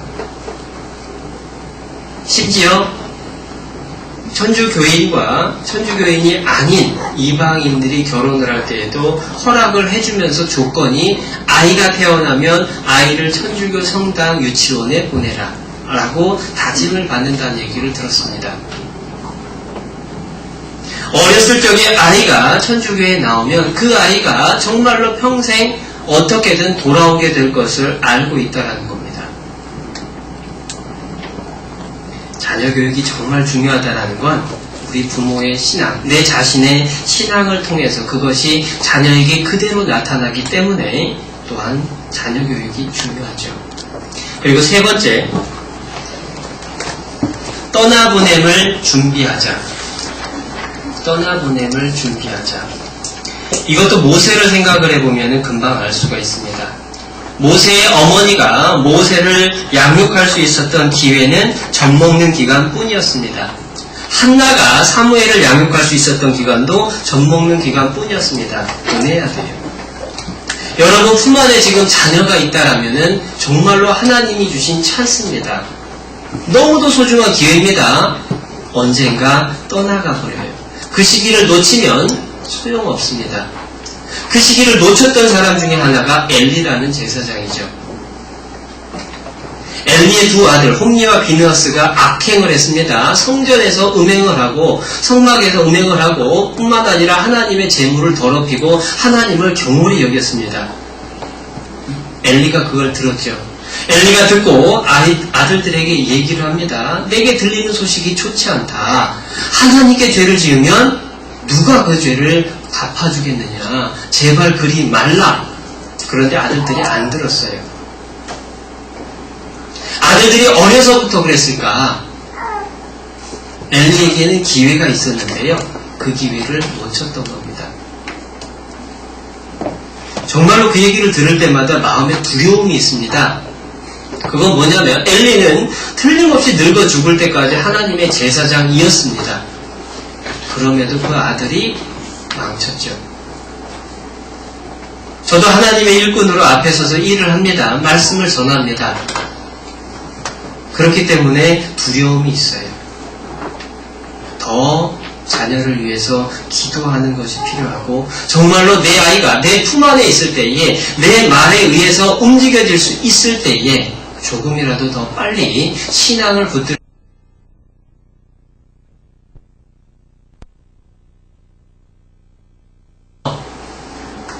목사님을 찾아가서 물어봤다고 합니다. 목사님, 언제부터 자녀의 신앙교육을 해야 될까요? 목사님이 되물으셨습니다. 아이가 지금 몇 살인데요? 지금 3살인데요. 목사님의 대답이 딱 한 가지였습니다. 3년 늦으셨군요. 지금 당장 바로 시작하십시오. 내 아이가 이미 중학생, 고등학생입니까? 너무 늦은 건 아닙니다. 많이 늦은 건 맞죠. 그러나 아직 내 품 안에 있다라는 것이 하나님이 주신 기회라는 겁니다. 지금 당장부터라도 내 자녀의 신앙을 위해서 내가 어떻게 가르쳐야 될까, 그거 고민하는 것이 가장 큰 숙제라고 생각을 합니다. 그렇게 하나님 앞에서 소유권을 분명히 하게 될 때에, 하나님의 자녀임을 우리가 분명히 알 때에 잘못된 사랑이 무엇이고 올바른 사랑이 무엇인가도 알게 됩니다. 그래서 먼저 알아볼 것은 자녀에 대한 잘못된 사랑. 그것도 3가지 알아봅니다. 일부러 계속 3가지씩만 하는데요. 첫 번째, 무절제한 사랑, 무권위의 사랑. 절제 없는 사랑이나 권위 없는 사랑은 결국 하나님과 상관없는 자녀를 기르게 됩니다. 과잉보호하는 게 그 예가 되잖아요. 과잉보호하게 되면 아이가 마마보이가 되기 쉽다라고 얘기를 합니다. 그래서 어른이 돼가지고 직장에 들어갔습니다. 이제 입사를 해가지고 신입사원 교육을 받다가 부서 배정을 받게 됐어요. 어느 부서를 가고 싶습니까? 라고 심사관이 물어봤을 때에 잠깐만요 하고 밖으로 나가더라는 겁니다. 그러더니 휴대폰 꺼내서 전화합니다. 엄마, 어느 부서 가야 돼? 정말 그런 사람이 있을까 싶어요. 그런데 그런 사람이 있으니까 그런 얘기가 나왔겠죠. 과잉보호의 결과입니다. 아이가 준비물을 입고 학교에 갔어요. 준비물을 입고 학교에 가는 아이가 옆에 있는 친구가 야, 너 왜 그거 안 갖고 왔어? 그러니까 빈손으로 왔던 이 아이가 한마디 합니다. 야, 5분만 기다려봐. 아무 걱정 안 하고 걸어가는 거예요. 정말로 5분쯤 지났을까? 얘야! 하고 부르는 소리가 들립니다. 엄마가 들고 왔어요. 이 아이가 엄마한테서 그걸 딱 받으면서 한마디 합니다. 친구한테. 봤지? 아이가 너무나 잘하는 겁니다. 아이의 속에 악이 들어있기 때문에, 죄성이 들어있기 때문에 자기에게 유리한 게 뭐고 불리한 게 뭔고를 너무도 잘 아는 거예요. 저희 아이도 그렇더라고요. 그래서 일부러라도 준비물 입고 가면 혼나게 내버려둡니다. 일부러라도 그런 시간이 필요해요. 과잉보호는 오히려 아이를 망치는 길이라는 건 너무 많이 들었던 이야기이기도 합니다. 메가드 장군의 기도문에 이런 내용이 있었답니다. 들어보셨을 거예요. 원하옵나니 자녀를 평탄하고 안이한 길로 인도하기보다는 고난과 도전에 직면하여 군토 항거할 줄 알도록 인도하여 주옵소서. 그리하여 폭풍 속에서 용감히 싸울 줄 알고 해자를 관용할 줄 알도록 가르치소서. 편한 것만이 좋은 게 아닙니다. 오히려 자녀에게 실수의 기회를 주고 넘어져 볼 기회를 주는 것이 진정 자녀를 위한 사랑이다. 유대인 가정에 방문을 했던 유태영 박사의 경험을 이야기를 합니다. 이제 갓 태어난 지 얼마 안 된 아이가 막 걸음마를 시작을 하는 그 시기에 방문을 했습니다. 아이가 걸음마를 떼기 위해서 일어섰습니다. 한 발짝 두 발짝 떼다가 넘어지려고 하는데 자기도 모르게 유태영 박사님이 아이를 탁 붙잡았어요. 그런데 이상한 것은 아이의 부모는 붙잡는 자기를 이상한 눈으로 쳐다보더라는 겁니다. 분위기가 이상했습니다. 그렇지만 어쩔 수 없어서 그냥 놨어요. 아이가 또 걸으려고 하는데 또 넘어지려고 합니다. 또 탁 잡아줬어요. 그런데 이제 부모 표정이 이상하게 변하는 겁니다. 왜 그러는지 이야기를 하게 됐어요. 아이의 부모가 물어보더랍니다. 한국에서는 아이를 그렇게 키웁니까? 유태영 박사도 거꾸로 물어보죠. 아니, 이 나라에서는 애가 자빠지는데 내버려둡니까? 그 유대인 부모가 이야기를 하더랍니다. 아이는 어차피 이 세상 홀로 커가야 합니다. 배우는 과정입니다. 라고 이야기하더랍니다. 그래서 한번 내버려둬 봤대요. 아이가 넘어졌습니다. 그런데 옆에 있던 부모가 박수를 쳐주더래요. 웃으면서. 그러니까 아이가 막 울려고 하다가 같이 웃는 겁니다. 그리고 또 일어나요. 왜냐하면 박수 쳐주잖아요. 웃어주잖아요. 그러니까 넘어지는 게 문제가 아니구나. 다시 일어나는 겁니다. 건강한 사람은 실패를 두려워하지 않는답니다. 건강하지 못한 사람은 실패를 두려워해서 아무것도 시도할 수 없는 사람이죠. 우리 자녀를 건강하게 키우는 것은요, 그 아이를 안전하게 완벽하게 보호해주는 데 있는 게 아니라 그 아이가 넘어졌다 할지라도 실수했을지라도 다시 일어설 수 있게 도와주는 겁니다. 그래서 실수를 하면 박수를 쳐주고 잘못을 하면 책망을 하는 겁니다. 아이가 실수했는지 잘못했는지 그건 구별할 수 있어야죠. 그것이 아이를 올바로 사랑하는 사랑입니다. 어느 유명한 교육학자가요, 기자회견 중에서 기자하고 만나서 이야기를 하는 가운데에서 질문을 받았습니다. 저 선생님, 만약에 선생님에게 아주 부잣집 아이를 가르칠 수 있는 기회와 가난한 집 아이를 가르칠 수 있는 기회가 주어졌다면 둘 중에 하나를 택할 때에 어느 아이를 가르치시겠습니까? 고민 안 하고 이 교육학자가 한마디로 대답합니다. 당연히 부잣집 애를 가르쳐야죠. 기자가 쓴웃음을 지었습니다.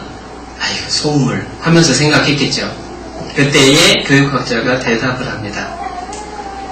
가난한 집 아이는 이미 너무 많은 걸 배웠기 때문에 내가 더 이상 가르칠 게 없습니다. 여러분, 우리가 생각해야 될 건요, 부모로서 내가 자녀에게 100% 해주지 못한 것 때문에 죄책감을 들고 주눅들어할 필요가 없다라는 겁니다. 내 자녀가 부족을 느끼는 것 자체가 사실은 하나님 앞에서 큰 가르침을 받고 있는 과정인 거예요. 내가 성실하다면, 내가 하나님 앞에서 근면하다면 아무 문제 없는 겁니다. 내가 내 자녀를 학원 못 보내는 게 왜 문제가 됩니까? 아이가 엄마 왜 나는 학원 안 보내줘? 돈이 없어서 못 보내준다라고 해서 주눅들 일이 아니라는 거예요. 그걸 통해서 아이는 배워갈 수 있습니다. 그런데 부모가 그걸 잘못했다라고, 내가 잘못한 거라고 스스로 주눅들을 하고 죄책감을 갖기 때문에 아이가 그걸 느끼고 부모에게 원망하고 핑계를 대죠. 대답은 내 안에 있다라고 하는 이창원이라는 학생이 쓴 책에 홀어머니 밑에서 컸던 그 아이의 이야기가 나옵니다. 대한민국 퀴즈의 달인 최고 1위에 수천만 원의 상금을 받았던 학생. 그리고 서울대에 들어가서 자기의 지났던 일생을 이제 짧은 기간이지만은 책으로 써냈던 내용인데요. 그 속에서 자기에게 가난히 가르쳐줬던 많은 교훈들을 이야기합니다. 자녀를 모든 걸 다 해줘야만 된다라고 생각하기보다는 내가 주님 안에서 할 수 있는 것을 하고 있느냐, 그걸 찾아보는 게 중요합니다. 뿐만 아니라 무절제한 사람도 정말로 조심해야 되죠. 엘리에 대한 이야기가 자주 나오는데 한번 찾아보겠습니다. 사무엘상 2장.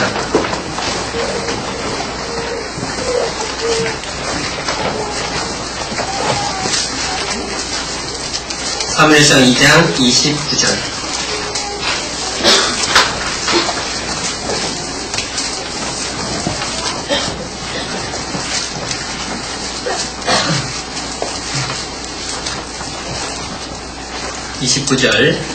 너희는 어찌하여 내가 나의 처소에서 명한 나의 재물과 예물을 밟으며 네 아들들을 나보다 더 중히 여겨 내 백성 이스라엘이 드리는 가장 좋은 것으로 스스로 살찌게 하느냐. 아들들을 하나님보다 더 중히 여길 때, 다른 말로 하면 자식이 우상이 됐다 그 얘기입니다. 자식이 우상이 되면 하나님 앞에 버림받습니다. 무절제한 사랑이라고 하는 것은 자식이 최고라고 생각하는 것, 자식이 가장 중요하다라고 생각하는 것. 가정의 중심은 부부인데도 불구하고 가정의 중심을 자녀에게 둘 때에 중심이 잘못된 데에 놓여있기 때문에 그 교육도 틀어지게 된 겁니다. 중심에 하나님이 있어야 되고 중심에 부부의 사이가 있어야 돼요. 관계가 있어야 됩니다. 그럴 때에 자녀가 올바로 자랄 수 있어요. 모든 것을 다 채워준다라고 해서 좋은 게 아닙니다. 오세일 목사님께서 교육하실 때도 그런 예를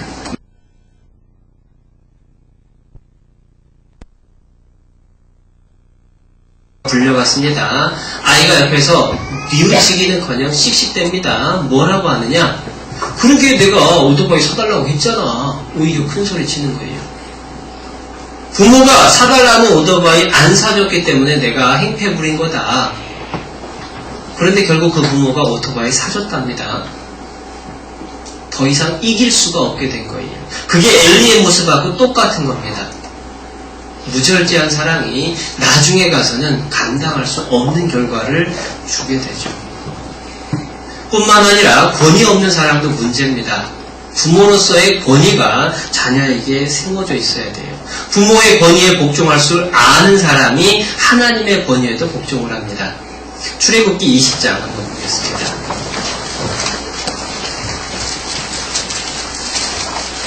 출애굽기 20장 12절입니다.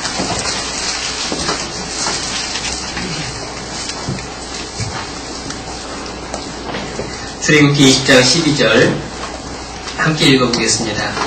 네 부모를 공경하라. 그리하면 너의 하나님 나 여호와가 내게 준 땅에서 내 생명이 길리라.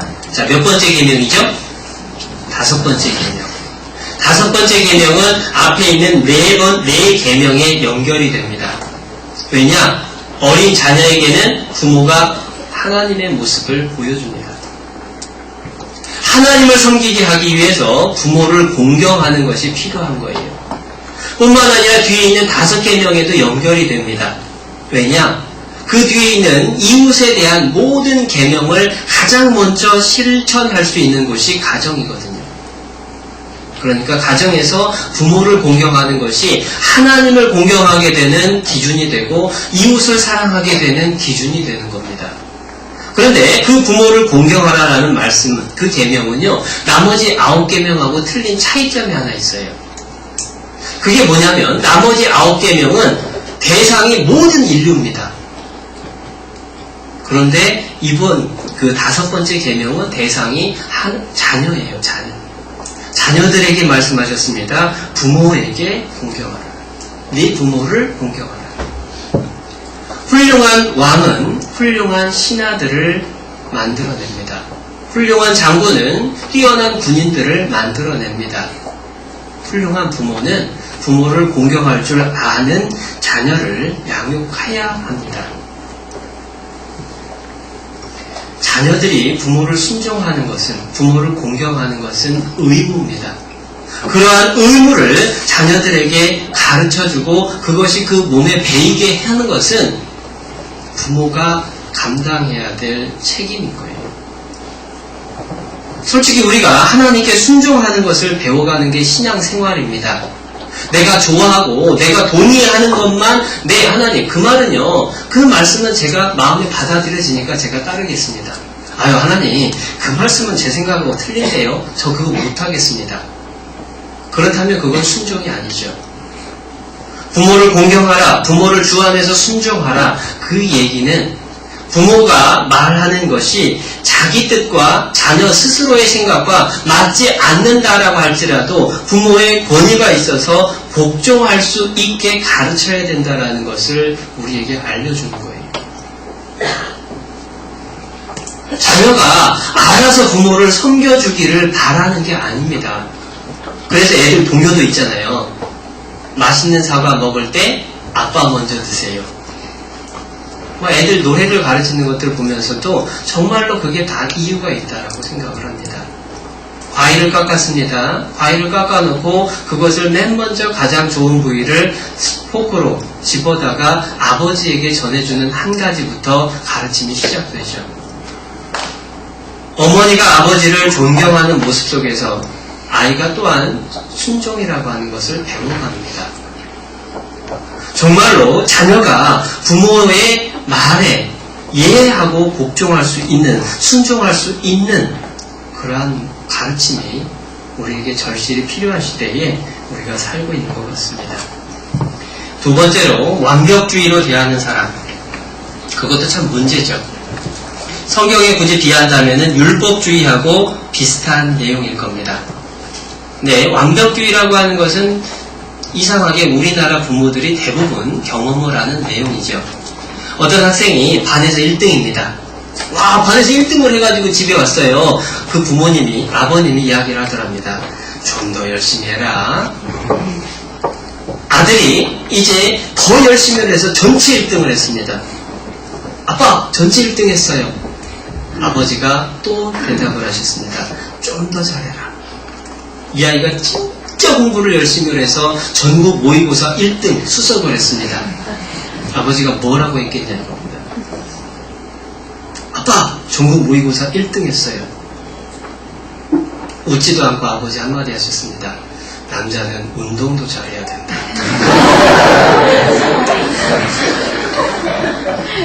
너무하죠.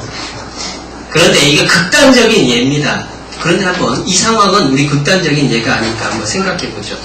아이가 50점짜리 받아쓰기 시험지를 받아가지고 왔습니다. 뭐라고 하시겠습니까? 발칵 뒤집히죠.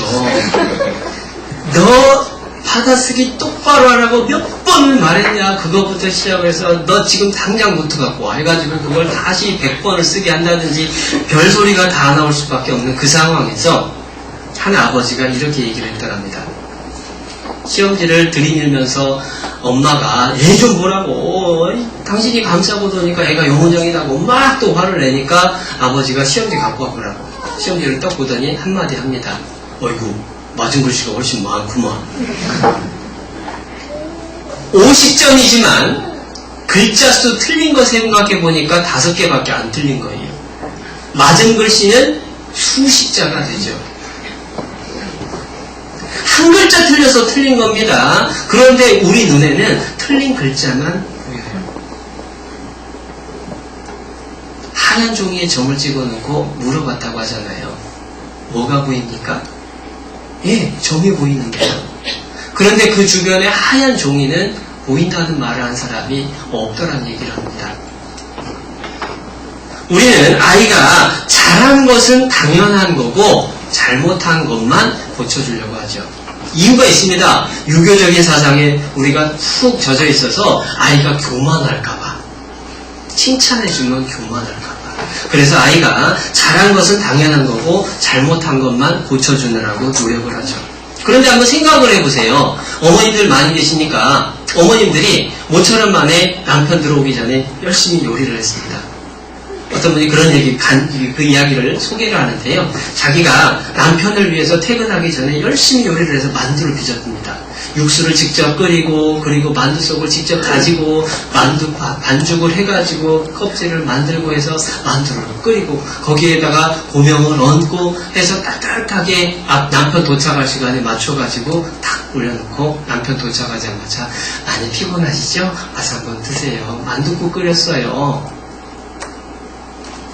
감탄하는 남편의 모습을 상상을 하면서 식탁으로 안내를 했습니다. 손 씻고 앉은 남편이 수저를 들고 한 수저 먹었습니다. 기다리죠. 무슨 반응이 나올까? 여보, 맛이 어때요? 남편이 딱 한마디 했답니다. 계란지단이 빠졌네? 여러분이 그 아내라면 그 남편 어떻게 하실까요? 다시는 만두가 없습니다. 먹기 싫으면 반 더 하면서 뺏고 싶겠죠. 내가 당하면 속상한 일이에요. 그런데 내 아이에게 우리는 똑같이 하잖아요. 우리가 대화를 할 때에도 똑같은 얘기를 어른들에게 하느냐, 그때 어른이라면 어떤 반응이 보일까? 그 생각해보고 아이한테 이 말을 해도 될까 안 될까 생각해보면 금방 확인이 됩니다. 내가 아이에게 대하는 행동을 내가 당했다면, 어른에게 했다면 무슨 반응을 보일까? 그 생각해보면요, 우리가 해야 될지 안 해야 될지 분명하게 알 수가 있어요. 아이가 50점을 맞아왔다면 그 아이에게 물론 공부를 더 열심히 하게 격려하는 것은 필요합니다. 그런데 그 아이에게 잘못된 것만 지적하기보다는 어떤 글씨가 틀렸는지, 이 글씨가 어려웠었니? 그 글씨가 어떻게 쓰는 것인지 확인해보자. 다음번에는 더 잘하게 우리가 해보자. 그래서 아이가 60점을 맞아오면 아, 정말로 너도 노력을 하니까 좀 더 잘할 수 있구나. 아이에게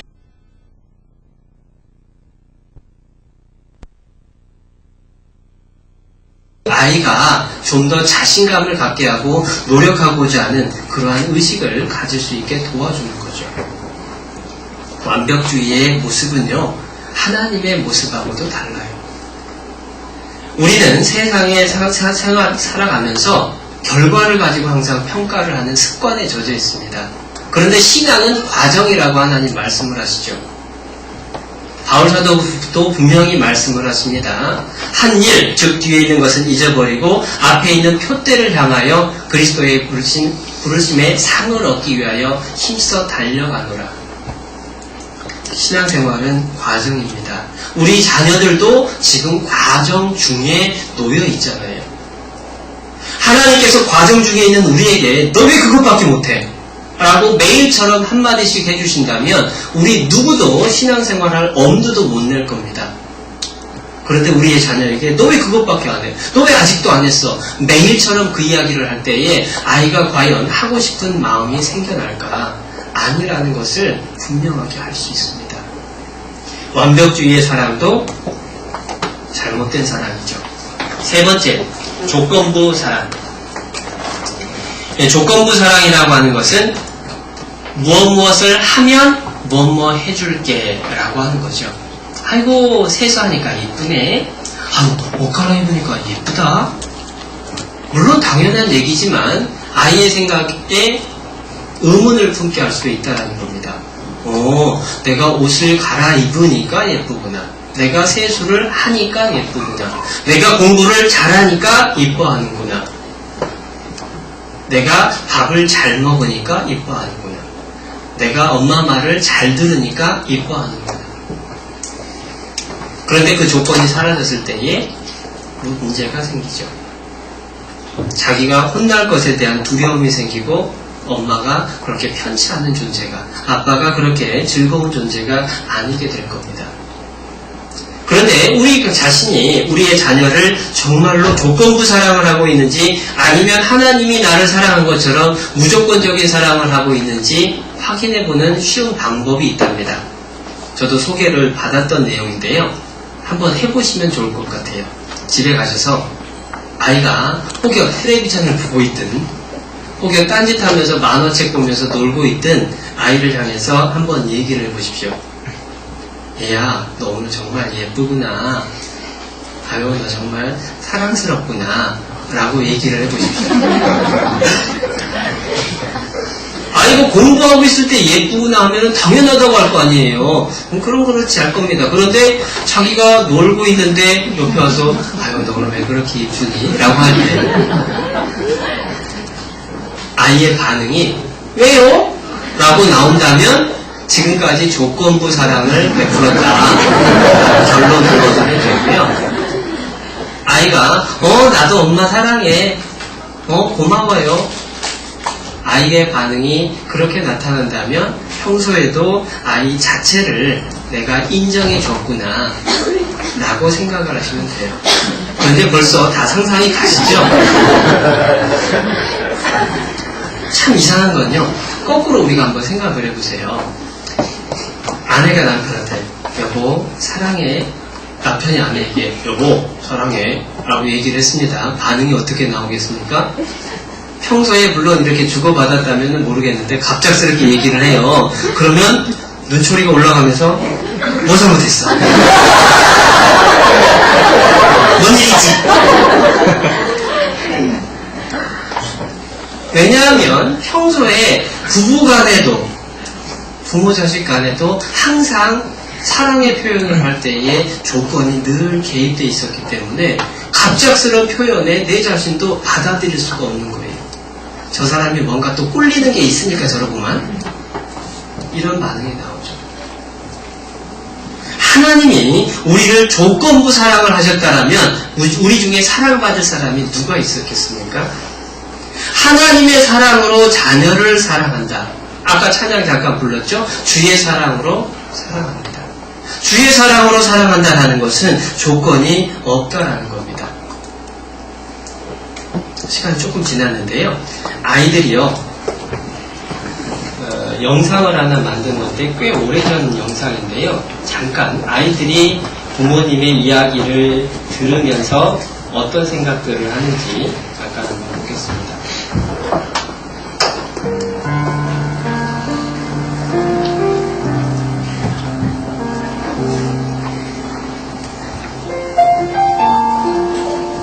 넌 누굴 닮아서 공부를 그렇게 못하니? 공부 좀 해라. 나 때려쳐. 문제집 좀 풀어라. 누굴 닮아서 이 모양이니? 너 같은 자식 들이면 너 거기서 공부에서 남주니? 짠들의 학원비가 얼마나 들어갔지 않아? 빨리 나 치구나. 언니 담배 내봐. 동생 밥만 타면 엄마 우리 먹을 걸 주니? 안 줬나? 언니 우리 엄마랑 똑같아. 아이가 화분을 깼습니다.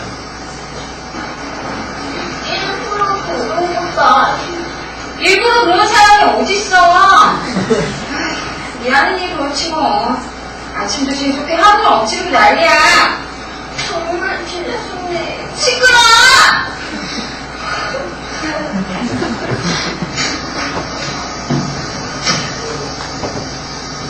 엄마, 너무 심한 거 아니에요? 이준이가 해서 그런 것도 아닌데. 이게 얼마 짜리지 않아? 아, 몰라요! 이준! 왜요?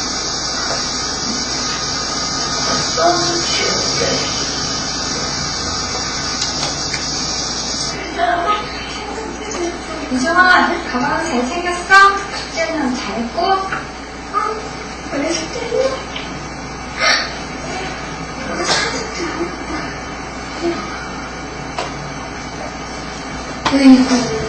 어제 컴퓨터 게임을 실컷 하더니 넌 왜 그렇게 천방지축거리니? 자기 할 일을 스스로 하고 그러는 거 아니야? 안 되겠어. 컴퓨터 석양이한테 보내야겠어. 엄마, 좀 그럴 수도 있지. 엄마 맨날 지갑을 얻어내는데 잊어버려. 난 바빠서 그렇지. 빨래하랴, 청소하랴. 그럼 나는 바쁘다? 친구들이랑 같이 놀아야 되고 컴퓨터 게임도 해야 되고. 그깟 그게 뭐가 그렇게 중요하다고 그래. 그리고 나 어디서 이런 말버릇을 배워갖고 왔어? 엄마, 지금 몇 시냐 하면. 너 영어 테이프 세 번 들었어? 어? 누나를 보고 배웠구나. 윗물이 맑아, 아랫물이 맑지. 아이고! 아니, 한 번밖에 못 들었는데 계속 막 엄청 많이 깨웠다고 막 좀 그래요. 막 엄마가 옷 골라주는 대로 빨리빨리 안 입는다고 그럴 때 엄마 옷 골라주는 것마다 싫다고 그래요. 잘하는 게 하나도 없다. 그랬던 거 생각나. 언제 그랬어? 네? 언제 그랬어? 아침에 졸려갖고 많이 짜증나는데 갖고 막 하는. 엄마 생각이 좀 고집이 좀 세신 분이니까 너무 엄마 생각이 고집하시죠. 예를 들면 제 얘기는 안 들어보시고 이제 엄마 생각이 나는데 내가 이렇게 했다. 진짜 저는 말할 틈이 없는 거예요. 말할 수가 없어요. 근데 평소에 그냥 치고치고 다니는 게 아니라 그러면은 엄마가 엄마는 일단 머릿속에 할 말이 다 정해놓고 있는 거예요. 내가 어떤 말을 하면 그때는 어떤 말을 해야 되는지 제가 회사입니다.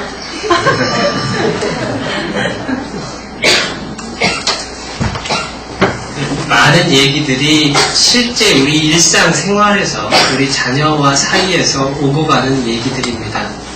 그런데 이런 생각을 해봤어요. 조건부 사랑과 무조건적인 사랑이라고 하는 것을 우리 스스로도 사실 경험을 해봤는데요. 아이가 막 태어났을 때 그 아이를 보면서 어떤 마음이셨는지요. 이 아이가 처음으로 빵긋 웃고 이 아이가 처음으로 한 발짝 내디딜 때에 일어서려고 바르르 떨고 있을 때에 그 모습을 보면서 어떤 마음이었습니까? 너무도 사랑스럽고 그저 있는 것이, 그저 웃는 것이, 그저 방긋 웃어주고 한 발짝 떼는 것 자체가 그렇게 기쁘고 즐거움이 되고 피로를 다 풀어주는 위로제가 됐는데 도대체 뭐가 변했냐 이거예요.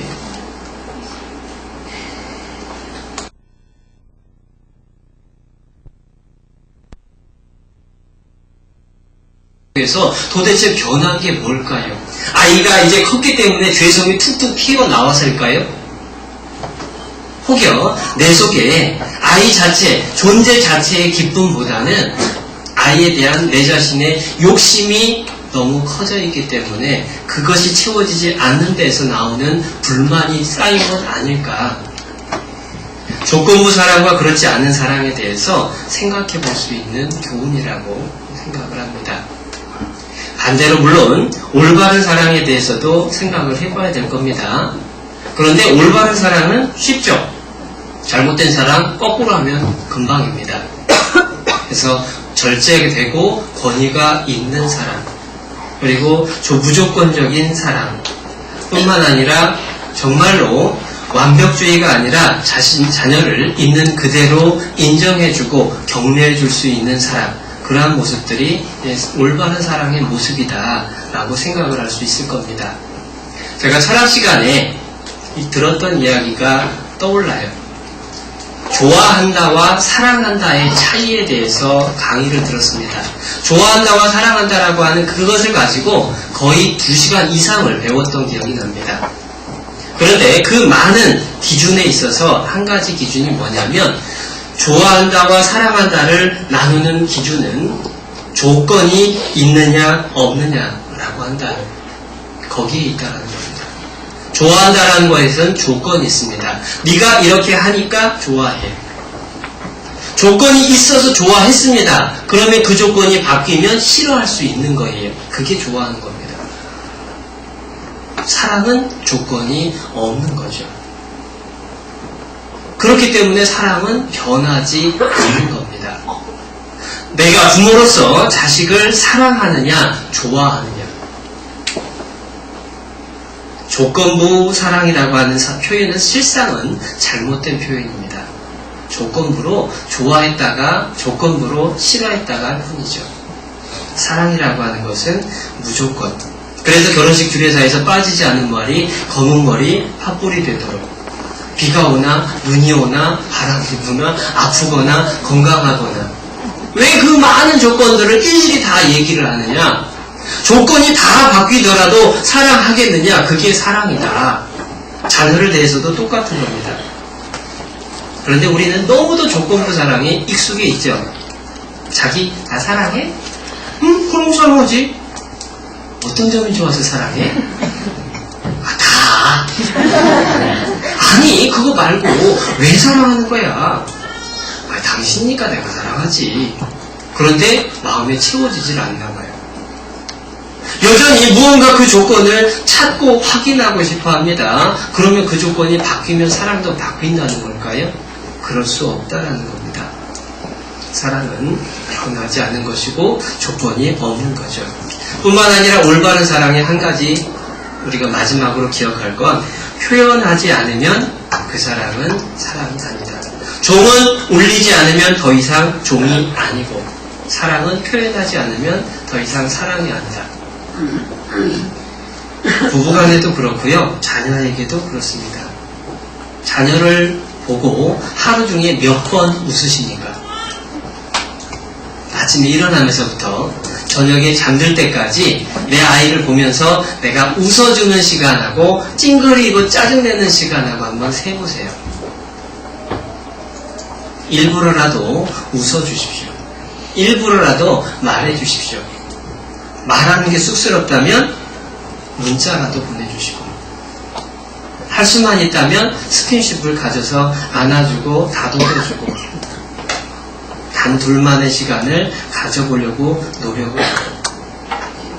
마지막 성경 한 군데만 찾아보고 마치겠습니다. 스바냐 3장입니다. 스바냐 3장 17절.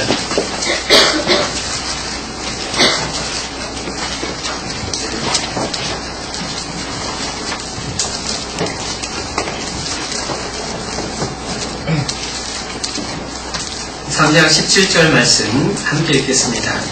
너의 하나님 여호와가 너의 가운데 계시니 그는 구원을 베푸실 전능자시라.